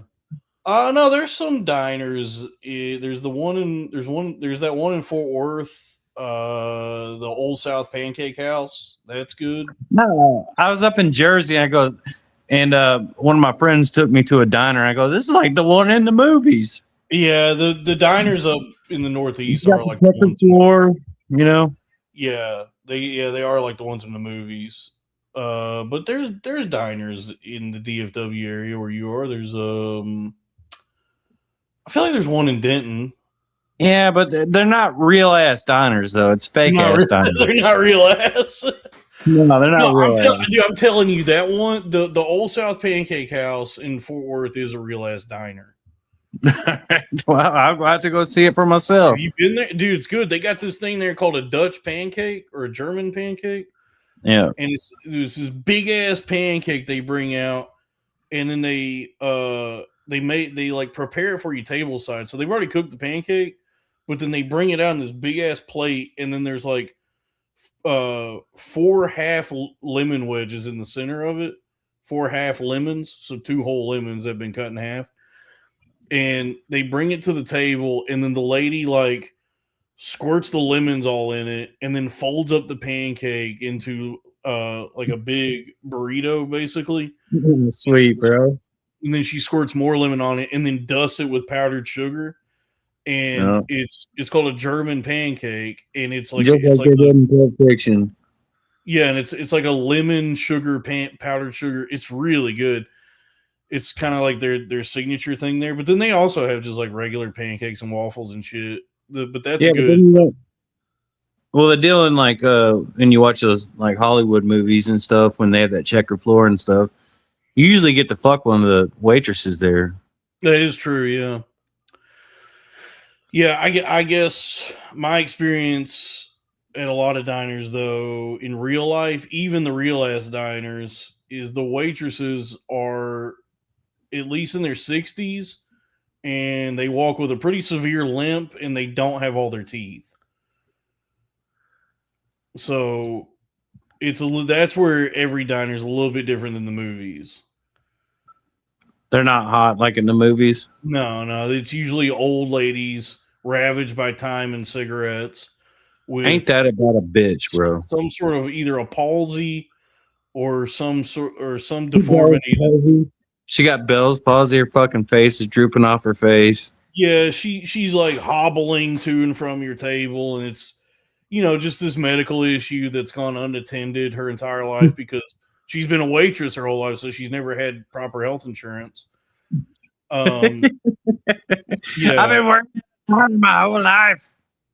Yeah, dude, I'm not kidding, man. It's like every diner I've ever been to, the waitress is like, limping and hobbling, coming to the table, and it's just me sitting there being like, why the fuck, like, why are they making her stand up? Kind of bad. Sometimes I start drinking. It feels like it's just me and you talking. I don't hear from Panda at all. Oh no! He's just letting us. We're rocking. Yeah. Just letting it flow. I appreciate that, Kev. But you're good, bro. Don't even. Yeah. Kevin, have you been drinking? What have you had? Ooh, what you sipping on, bro? She's sipping on whiskey. Don't know this one too well. What is that? Oh, is that R&R? R&R, yeah. Fine Canadian whiskey. Yeah, that was a staple of my family Christmases every year. Oh. Don't tell me the story. They were drinking R&R all night, and one of his uncles fucking just beat the shit out of a dude, cracked his skull open. Oh yeah, well, at the time, my aunt, she was either dating a guy or had already married him. Some like Justice of the Peace wedding. I don't know, but I don't know. What does that mean? I don't know what that means. Like when you need to get married real quick and you just go to the courthouse and have. Okay. Yeah, the guy. I can't remember if it was before or after she had already married the guy, but my aunt. We were all at my uncle's house, and every Christmas it was they would all have these like the big plastic handles, so like the 1.5 liter bottles of R&R Canadian whiskey. And so just like everybody in my family would just be drinking these stiff Coke Zero, R&R and Coke Zeros. And at that time, if Coke Zero didn't exist at that time, it was Diet Coke. I remember it being the black cans of Coke Zero. That's irrelevant, really. But so everybody's good and drunk, like shit hammered drunk. Not me, because I was a child at the time. But my aunt had told the whole family in the kitchen there that this guy she was seeing had been beaten on her, hitting her, physically abusing her. And so my uncle, being very drunk, became incensed by this. He was very upset. And so he called the guy and said, why don't you come to my fucking house and we'll take care of this. And so that guy was also drunk, and he drove his truck over drunk and skidded into the like front lawn, and then just stormed into the garage to confront my uncle. My uncle's like a massive dude. He's like, 6'3", 400 pounds, and he just wallops this dude. And it was a KT on a hill, dude.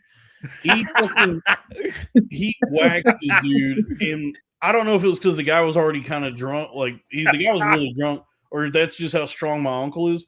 But the guy immediately passed out, like he knocked him out, and then he fell and just smacked his head against that concrete floor in the garage, and then blood started pooling onto the floor, and this is all happening like, this moment brought to you by R&R Peach Flavor. Yeah.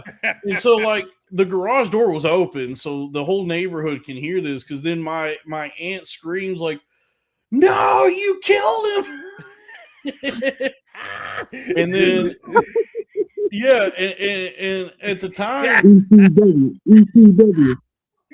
yeah, and at the time, my dad had a government job, and so he didn't. And it was so funny because he didn't even care about whether this guy lives or dies as much as he just was worried about his job. And he was like, "Son, come with me. We got to get out of here because the cops are about to show up." And he was like, "I don't want to lose my job." I remember that being his biggest concern. Is he was like, "I don't want to lose my job. If I'm involved in this in any way, I'm going to get fired." And so right before they had Ring cameras. So what ended up happening? So me and my dad just like there was like this in Amarillo. There's like all the neighborhoods have alleys, so we just like went out the back door and just walked like way down the alley, and then just waited, for however long until we felt like maybe everything had passed, because the cops did come by, but the guy had woken up. And he didn't die, and they just were like, I don't know what they said to the police, but nobody got arrested or went to jail that night. I guess the guy just drove home covered in blood. He left, but then now that's a damn country ass one. Yeah, my uncle administered a country ass whooping to this guy, and we were convinced he was going to go to prison. Like he was going to be in prison for a number of years after that because he fucking killed the guy. Right. But no, he wasn't even retarded. I guess after that he made his wife mop up the blood.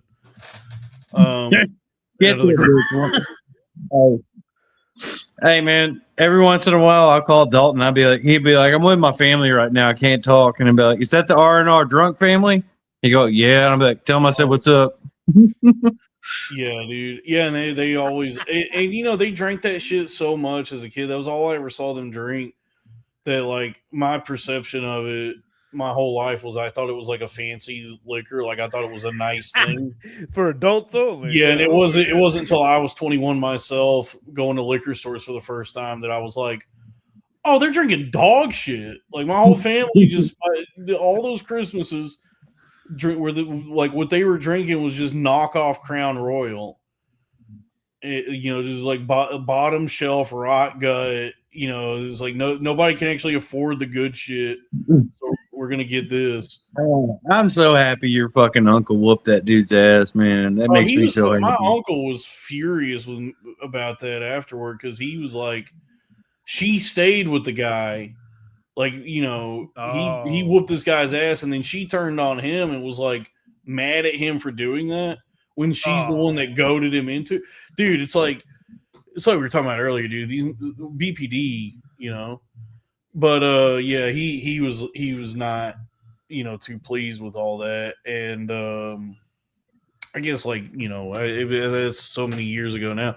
They probably aren't happy about me. They probably wouldn't be talking about this.